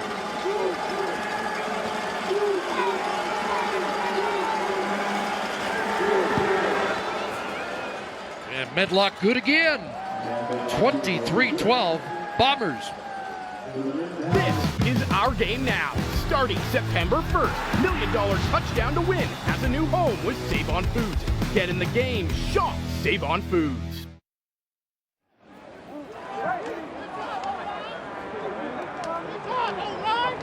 They're trying to grind it out with tough defense and opportunistic scoring. Will that be enough tonight? Under 90 seconds remaining here in the 3rd quarter.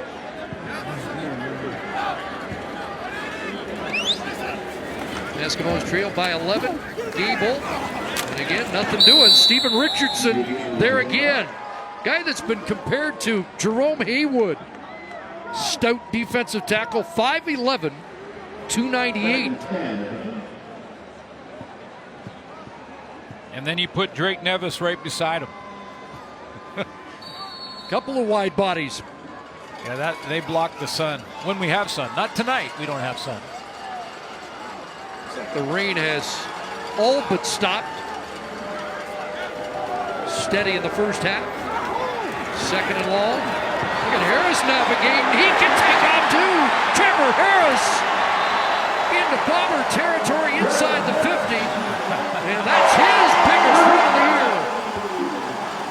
You know, at the beginning of the year, in talks with us, Trevor Harris talked about what he worked on in the offseason. He talked about working on his feet, working on his core, being faster to take off and run, having more speed in the open field. He showed it there. Little shuffle ball chain for 28 yards.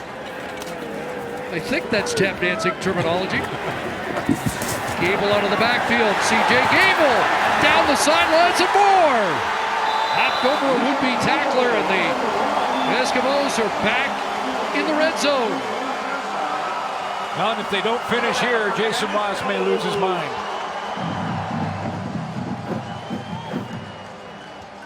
0 for 2 in the red zone on the night, and now back there trying to cut into this 11-point Winnipeg lead, 23-12 at three-quarter time.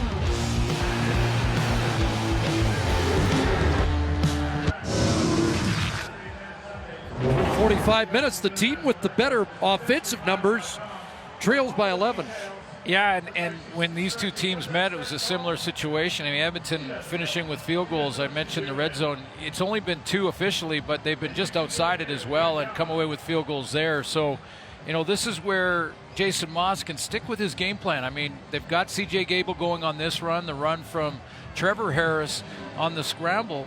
Stick with the game plan, stick with the run, and don't think about throwing it to the end zone when you get past that 20-yard line. 5 for 7 last week inside the 20. At the 21 here, so the ball marked just outside the Eskimos score zone. But this is where the yards have been hard to come by. In position to make it a one-score Winnipeg lead. 1st and 10. Time over the middle, batted down. Nice defensive play there, and it was made by Rios, the man with the pick 6 in the first half. You see the athleticism and grace it takes to get a knockdown? That was pretty. On the hip. You're selling it. Well, I just think... I want you to tell Willie Jefferson his knockdowns aren't graceful. You got a point there. 2nd and 10. Quarterback draw again, and this time into the teeth of the defense, not going anywhere. Or Drake Nevis. Yeah, yours isn't graceful. Yours is just batting at the ball. But they've been good up front. I mean, you take a look. Sometimes you can put Willie Jefferson inside, and then he goes around on a stunt and is the first to make contact once again. I mean, again, talk about the quickness of Willie Jefferson. Can redirect. He can catch a running play from the backside. He can take away the quarterback run option and the outside run by just one player. Usually that takes 2 players. This feels like Jefferson's raising his game by the week. Sean White, familiar story.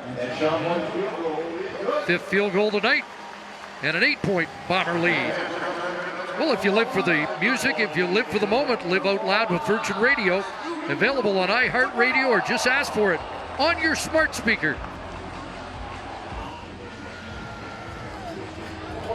You can see it's a slow burn going on right now. He said 5 for 7 was the standard they expect.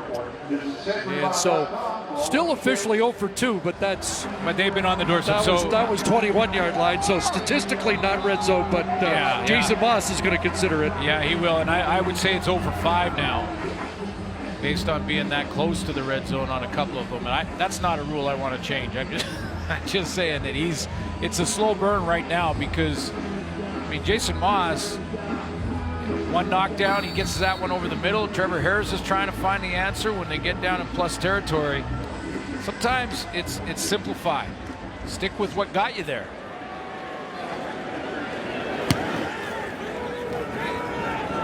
White line drives it. Gonna be Lucky Whitehead. Lucky 7. Up over the 40-yard line. Decent return to give the Bombers field position at around the 43 here early in the 4th quarter. It's an 8-point Winnipeg lead. It's the second of only 2 regular season meetings. And although the Eskimos emphasized that all they were worried about was the win, an Edmonton win by 8 points would give them the season series. So right now, that 8-point lead by Winnipeg is doubly valuable. Yeah, and you know, you got to believe that if this was, you know, a tie game, for instance, it may change how Jason Maas makes decisions late in the game to try and get that 8-point. But now they're just looking for the 2 and the win to try and come back here down 8. Fake to Harris. Strebler rolling, flag down, and he gets cut down by Yanamba. And a holding call against Winnipeg. Unema can make that low tackle because Strebler is out there as a runner now.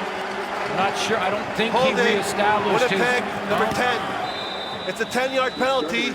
Still first down.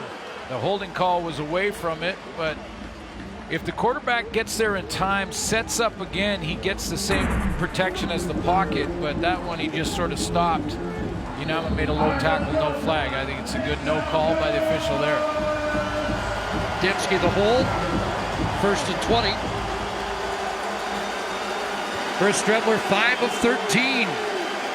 They only had 15 pass attempts last week. That was the fewest since 2003. Strebler airing this one out, and it is dropped.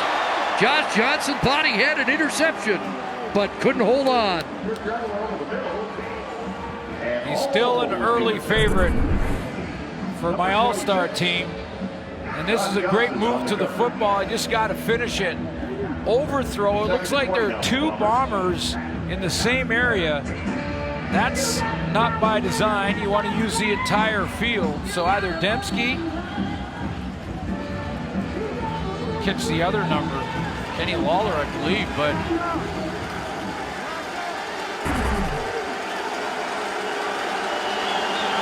second and 20. Here they come. Pass incomplete as they try to swing it out to Harris. Even on that quick throw, the pressure got to Strebler quickly.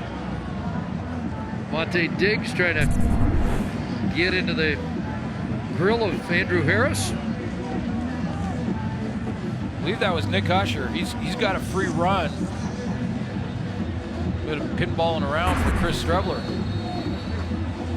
Kept his helmet out of it though, didn't make contact, didn't look like with the helmet of Strebler, so no call.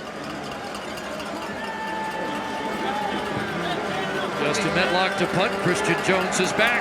You get the feeling on a return here from one of the 2 teams. It could be either one. Oh, we're due. We didn't have one last week. High punt. Jones surrounded. Flag down. Ball popped out, but they're ruling Edmonton ball at the 45 with a penalty to sort out when we come back 3 minutes into the 4th quarter.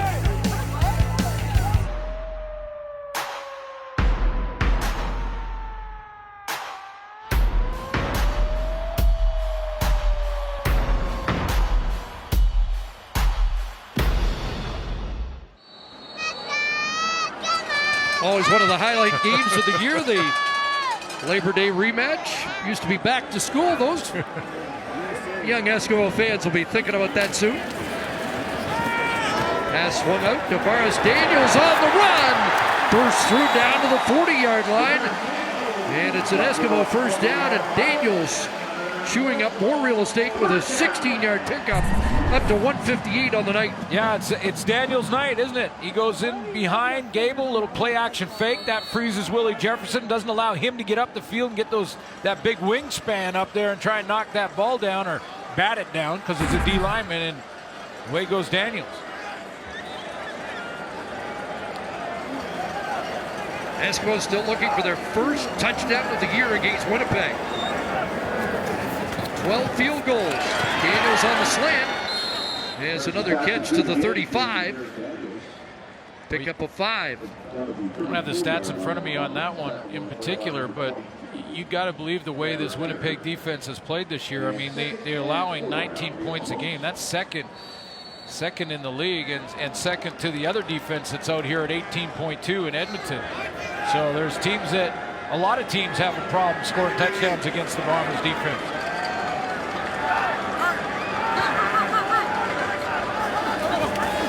Second down. Pass caught by McCarty.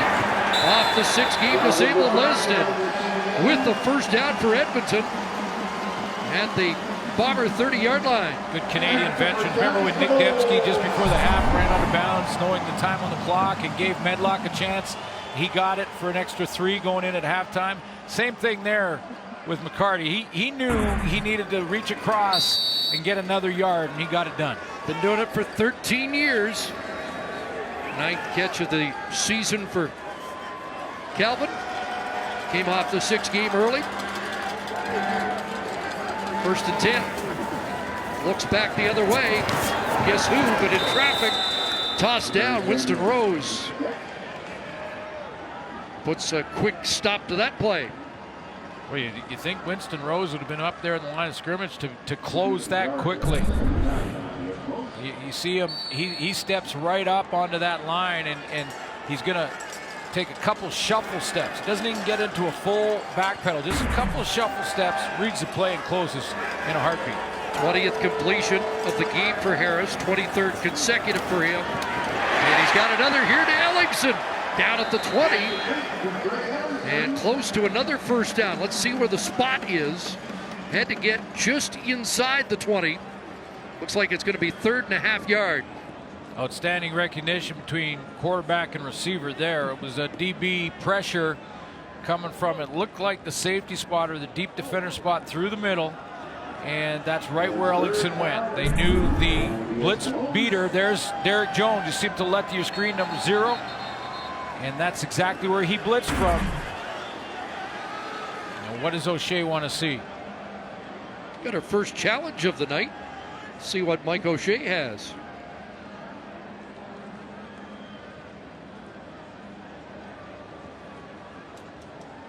Make sure he wants to see if this was a completion. If they determine that the ball was a fumble, it's your ball. Okay? And now the ball popped loose, and did Winnipeg recover immediately? Contact. The play will be reviewed. So the catch wasn't the concern for Michael O'Shea. It was whether or not this was down by contact or a fumble.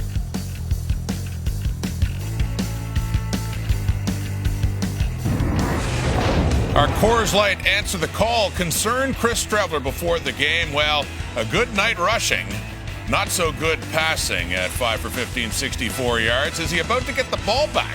Back to CC and Sids.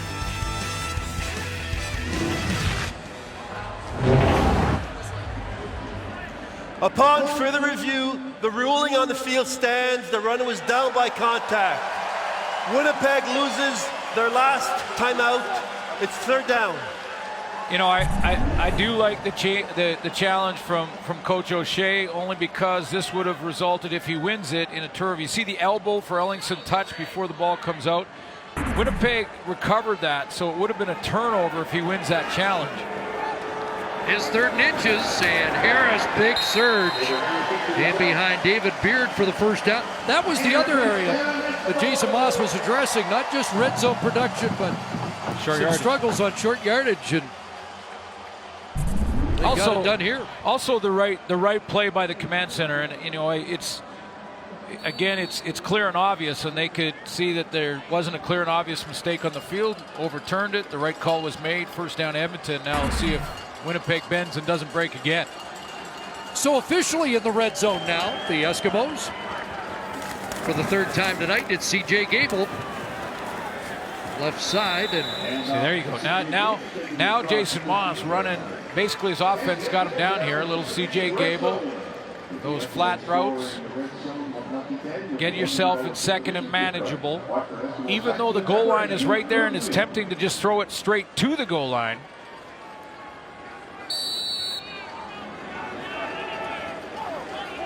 Defensively, teams love to pressure in this part of the field. Send blitz from the secondary and or linebackers.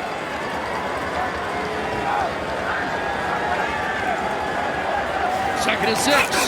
Quick hitter. And batted down, and Jefferson.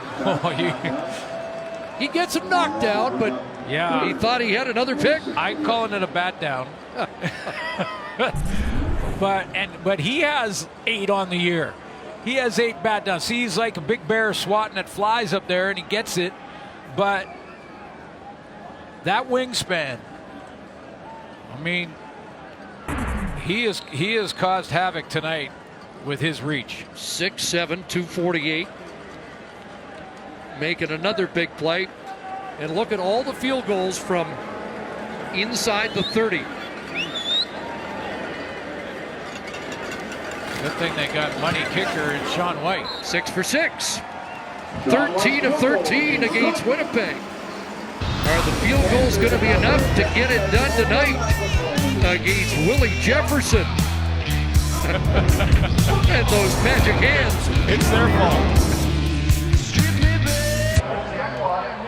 Throughout almost, he's still doing it. Throughout almost the entire break, he was checking out the hands. Maybe he needs new gloves. Well, I think just looking at, I think that turned into a conversation with his hands. Started talking to, he had the conversation with him, and I'm not sure if he's blaming the hands or the gloves. What is, you know, the funny thing is, he was right at the line of scrimmage when he put his hands up like that. That's almost an impossible catch. He expects to make it. He's made them. He's made them.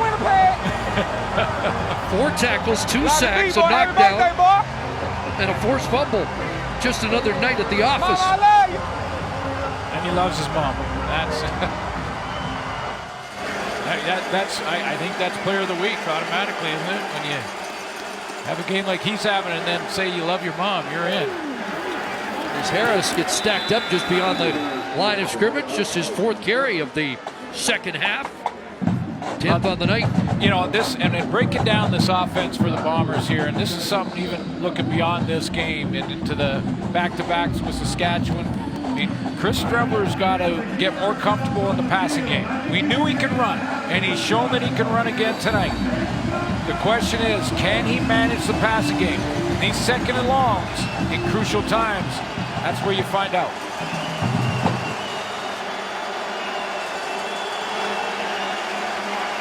Second and 7. Jordan Hoover on the corner for Arjun Colhoun. Pass over the middle, and Lucky Whitehead has the catch. Let's catch up on the injuries. Here's Ryan Rashog. Chris, this Eskimo defense doing good work here in the second half, but they're going to be down a starter. Mike Moore, just saw him head to the Eskimo dressing room with the team doctor. Looked like an issue with his right arm or wrist, so did not look good. Was walking very slowly, so an important piece of the defense. Not sure that he'll be back out here tonight. And Arjun Colhoun missing as well. He was probably playing his best football of the year. So Hoover to the corner.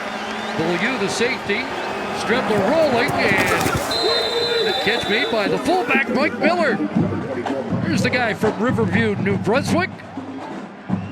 On the weekend of Touchdown Atlantic, he has his 2nd catch of the season. Yeah, good luck to everybody out there in Touchdown Atlantic, all the organizers, the new ownership group looking to put a CFL team in Halifax. Boy, we all hope that that happens, and this league can be coast to coast with a balanced schedule and 10 teams, and we can feature one of the prettiest parts of our country in the East Coast. High snap, Streveler pulls it down and just takes off and straight ahead. Down around the 43-yard line, close to 5 more. Streveler's made 3 great decisions and 2 great throws in the last 3 plays. I mean, the first throw was a tough one on 2nd and long with coverage from Money Hunter, and he hit Lucky Whitehead for a first down. Then he makes the easy play and drops it off. That was a high snap. Didn't try to get too much out of it.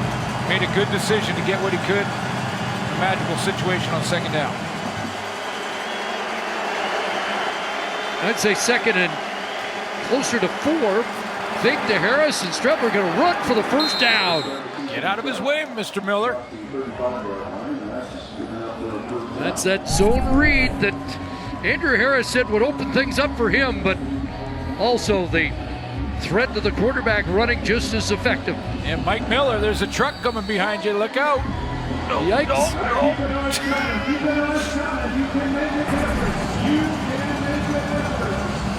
Streveler now with 87 yards rushing. He's the leading rusher in the game. 89 yards passing. First down, and it's Harris. Looked like he was going to get dropped in the backfield, and he will. Andrew Harris losing yards there. Saw some great shots there of just the close look at the expression of a lot of the defensive linemen's face after that play, and the play before they were saying this is time. It's right now. You can tell in their eyes. Edmonton. We want to come back and win this game. We got to make the stop right now. Use a timeout before the 3-minute warning. And Jason Moss, I think, trying to get A few more seconds put back.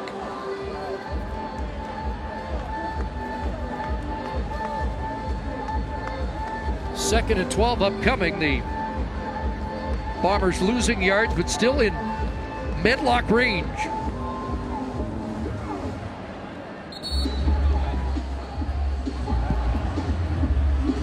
But it's Medlock range, yes, but the stop, crucial. You can't let them score here. Can't let them score major. Conference here with Philip Lawley gathering his troops together. Now sending them back out for this critical play, and they do. Put more time on the clock, 3:15. So now they're buckling up. Okay, time to go. Let's see what Winnipeg has for them.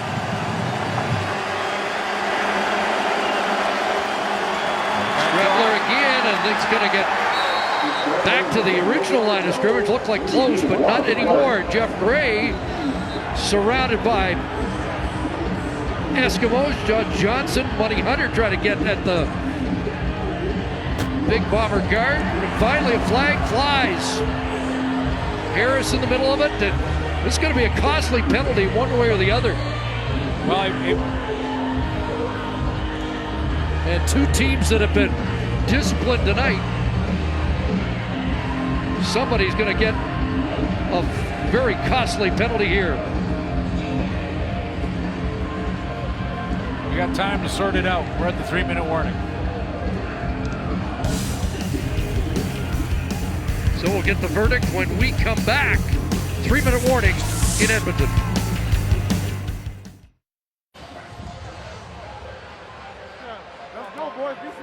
Welcome back. They're still sorting out. We may have more than one penalty and a helmet-to-helmet hit on the quarterback that has been looked at by the command center as well.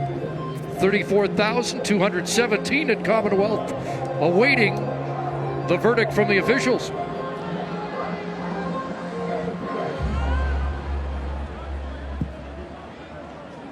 There are two fouls after the play. The first one, objectionable conduct, Edmonton number 41. The second foul is unnecessary roughness, Edmonton number 43. We'll apply both fouls. It's going to be first down for Winnipeg. So Vontae Diggs with the helmet-to-helmet contact. Well, this is the first one. This is Money Hunter way after the fact, and he pushes the ref. So that's automatic. And that's what Unaba was upset with. This was in the play. This one I'm not as sure about, only because Strevler's not down yet, and Vontae Diggs is just trying to get in there to make a tackle. So if it's impossible for the tackler to avoid that contact to the head, if it's impossible for him to avoid it and he's still going down, then that changes that, but they called both. And it means first and goal just inside the 10. Andrew Harris straight ahead. And he'll get tossed back. Looked like forward progress was around the 7, maybe as close as the 6. But it doesn't change the fact that this is the most penalized team in the league. Again, they've been better at it, the Edmonton Eskimos. But the Money Hunter penalty is completely avoidable. Whether you agree with the Vontae Diggs penalty or not, that's depending on which team you're cheering for. But that one was a bad decision by Money Hunter. Until then, 5 penalties, only 39 yards against Edmonton in the game. Second and goal from the 6. Fake to Harris. Strevler keeps. Strevler touchdown. Chris Strevler runs it in. And it's a 2-score Bomber lead again. Let me get it. Well, I tell you, Kwaku Boateng was upset about this run with penalty flags flying and 2 against Edmonton. He thought he was going to get one here, but Strevler on the fake to Andrew Harris does what he does best. Takes off, gets the edge. Look at Boateng.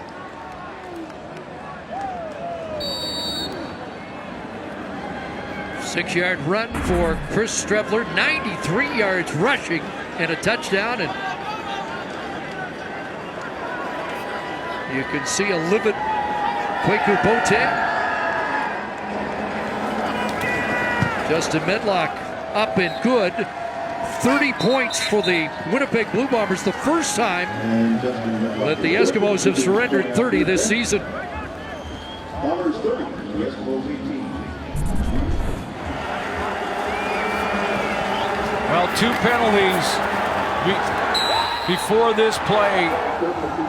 The Edmonton Eskimos had the football back.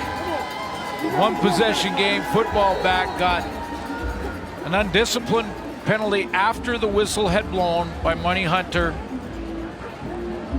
plus the Vontae Diggs penalty during the play, gave Winnipeg another first down, and they capitalized. 6th touchdown of the year for the Bomber quarterback.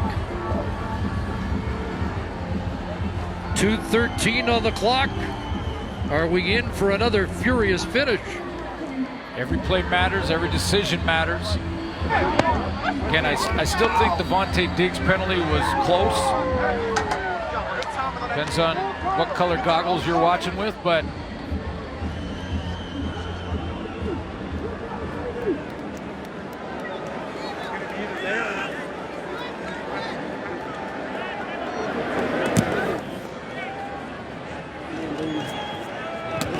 Preston Jones. Flag down at the 45-yard line.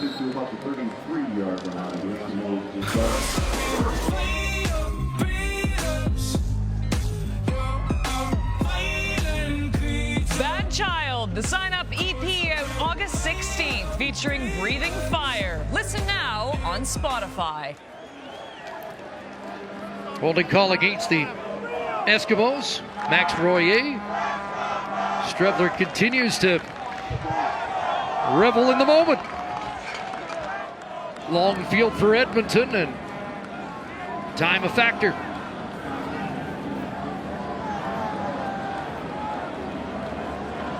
Gonna need a pair of touchdowns. And the ball back inside the 10. they need an explosive play, and they need it now. Bombers trying to go to 8-2 for the first time since 2001. Harrison's trouble, knocked out of his hand, or no, he did get it away. And a catch for Natea J.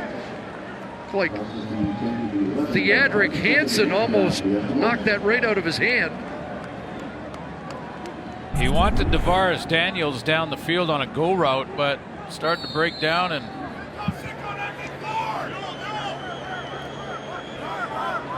Congo took his hand warmer away for a second.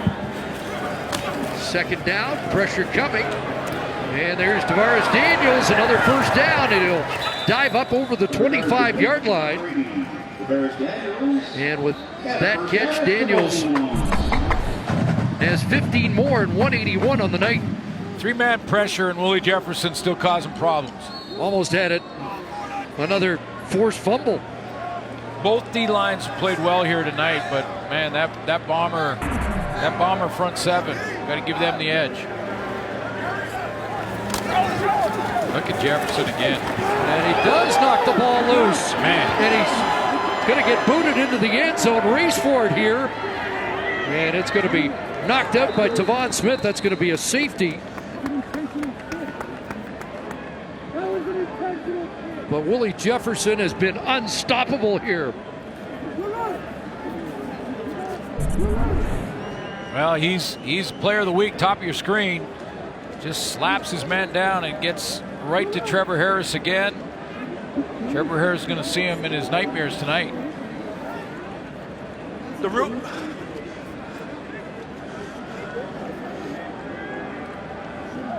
Well, Jefferson, you can't kick it like that, by the way. Sorry, you Chris. You can kick it, direct it into the end zone.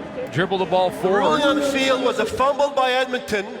It was kicked into goal by Winnipeg and out of bounds after touching an Edmonton player, excuse me. The result of the play is a single point.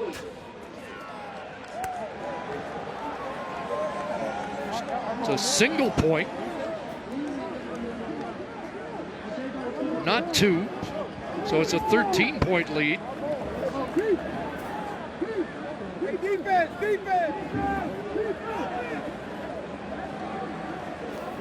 So the ruling a dribbled football. Well, yeah, he deliberately kicked it, dribbled it forward like a punter would, and then it was recovered by an Eskimo or tapped out by an Eskimo. But tapping it out and not getting tackled in goal means a single point.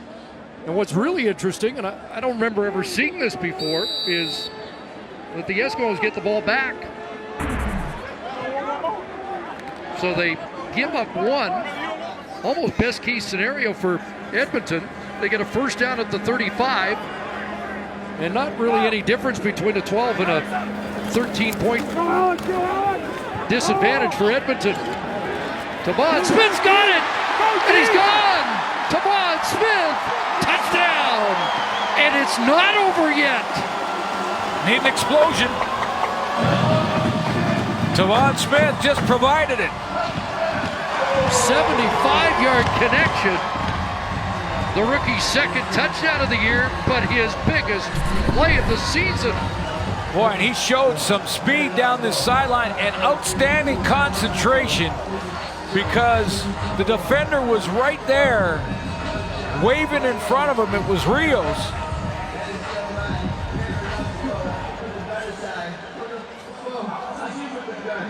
Need one explosion play, got it. Go for one, and then onside kick time. Minute 8 to go. We saw Montreal pull off 7-8 plays they needed against Calgary inside of about a minute 40. It can happen in Canadian football. We've all seen it many times. This wacky league has some rules, but that one of the quirkiest that kept the ball in Edmonton's hands, and now within 6 with 68 seconds on the clock. Onside kick time.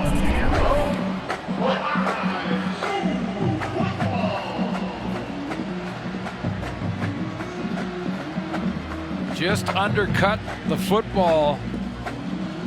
Marcus Rios undercut it, but it was Tavon Smith with the concentration, because that often is enough to distract the receiver, and then he misses that one, takes it to the house. And now one of the most exciting plays in the game. Trevor Harris has 389 yards passing. Chris Streveler has 89 yards passing. So now Edmonton will load up one side or the other. Winnipeg, they're going to split it up pretty equally. They got 2 down here at the bottom. Then they'll load up the high side of the field. Now it's on Sean White to try and get it right about to here.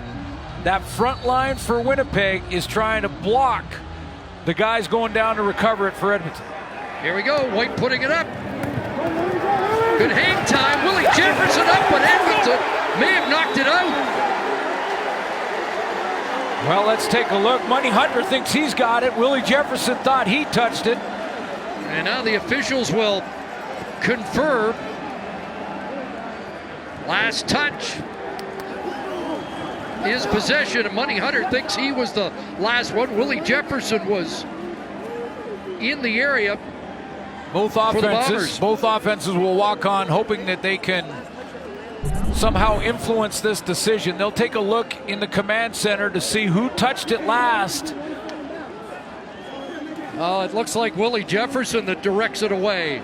The Hunter's going to claim he got is under automatic review by the command center. Well, did it bounce off Jefferson's hands and then Hunter the last to touch it? Because Jefferson touches it there. I don't know. I don't know if he got a piece of it. I don't know if Hunter got a piece of it. Might need this angle, a sideline look, to see if Hunter does get a hand on it. He was sure he did. But that really looks like a terrific play by Willie Jefferson. Absolutely. This is the angle that should tell you that. Not only did he get it out of bounds, but he blocked Hunter from getting to it. Man, has he had a night? He's done it all, hasn't he? This is a defensive lineman that they put at the point where the ball will arrive on an onside kick because of his athleticism. Mike O'Shea was certain right away, wasn't he? You see him give a whooping. He talking, yeah, bro. He be talking to me all the time, bro.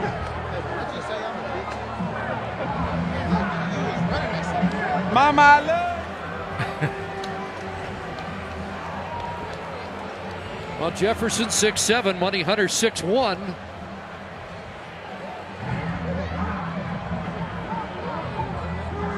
And all eyes on Willie Jefferson here tonight.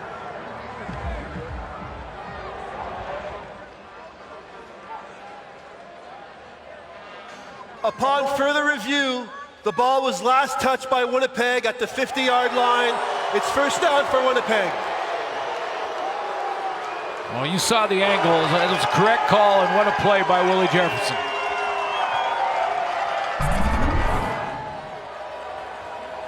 Money Hunter still believes that he got a piece of that, but we showed you 3-4 different angles.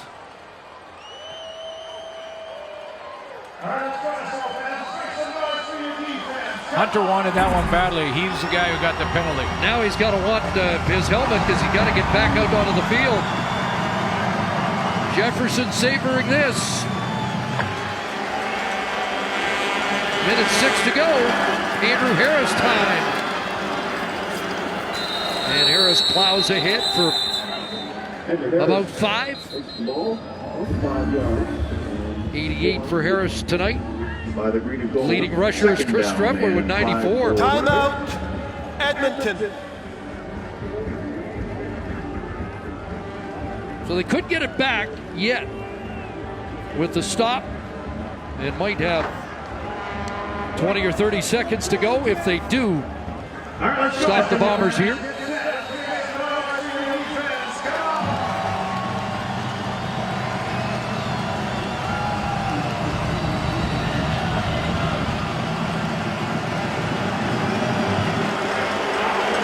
Second and about 4.5. Fake to Harris. Streveler's going to keep. Going to be short. So now third down and a couple. Stop by number 43, Monte Davis. 3rd and 3 now. Any scenario, 3rd and 2.5 to 3 that you would. Well, I got to think kick it I away. think you punt it. Yeah. And I think this is in Medlock's range.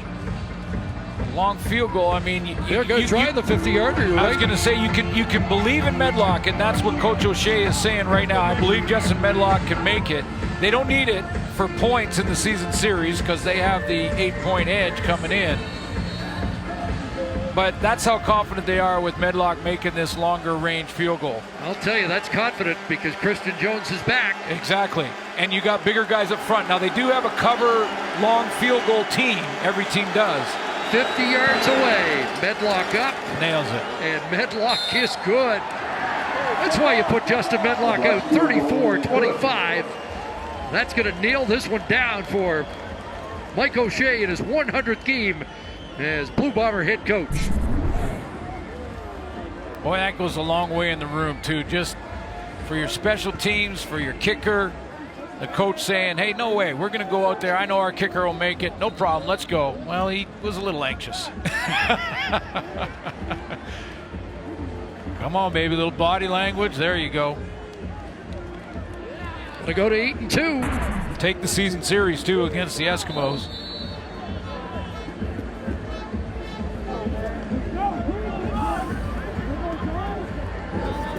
Drop the Eskimos to 6-4. Edmonton back-to-back against Calgary. Winnipeg back-to-back against Saskatchewan. We're headed to Mosaic for tomorrow's game against the Ottawa Redblacks. First of a doubleheader. And then Hamilton and BC. We bow to you, Willie Jefferson. 4 tackles, 3 sacks, 2 forced fumbles. And the onside kick recovery. Wow. As big a play as any of them. Christian Jones doesn't reach the 30 on the return. The decision desk has updated the standings here. After the first game of week 11, And it's a 4-point lead for the Bombers in the West. And Saskatchewan right behind Edmonton with the game tomorrow, and Calgary with the bye this week. And effectively a 3-point lead. They win the season series, so they got the tie break. Exactly. It's big.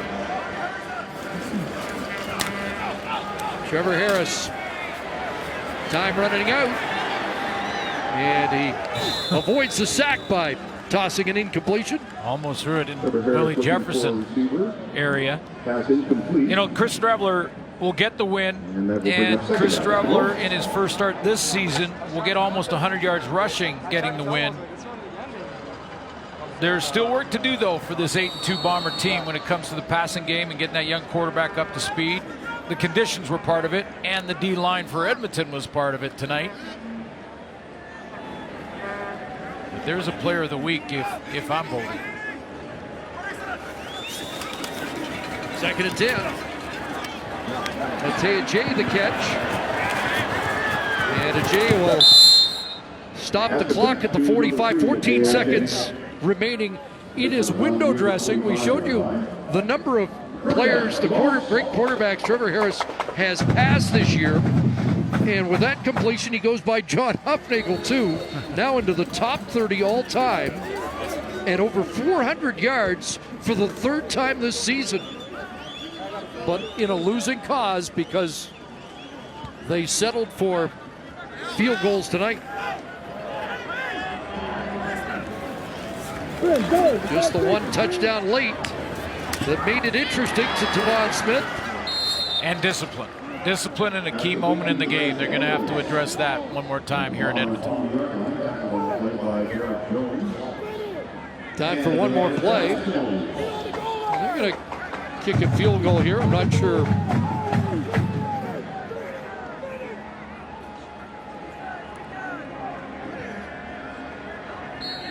It won't impact the season series with Winnipeg. Maybe the for and against overall, so they do get Sean White to kick it, and he makes it to finish it 34-28.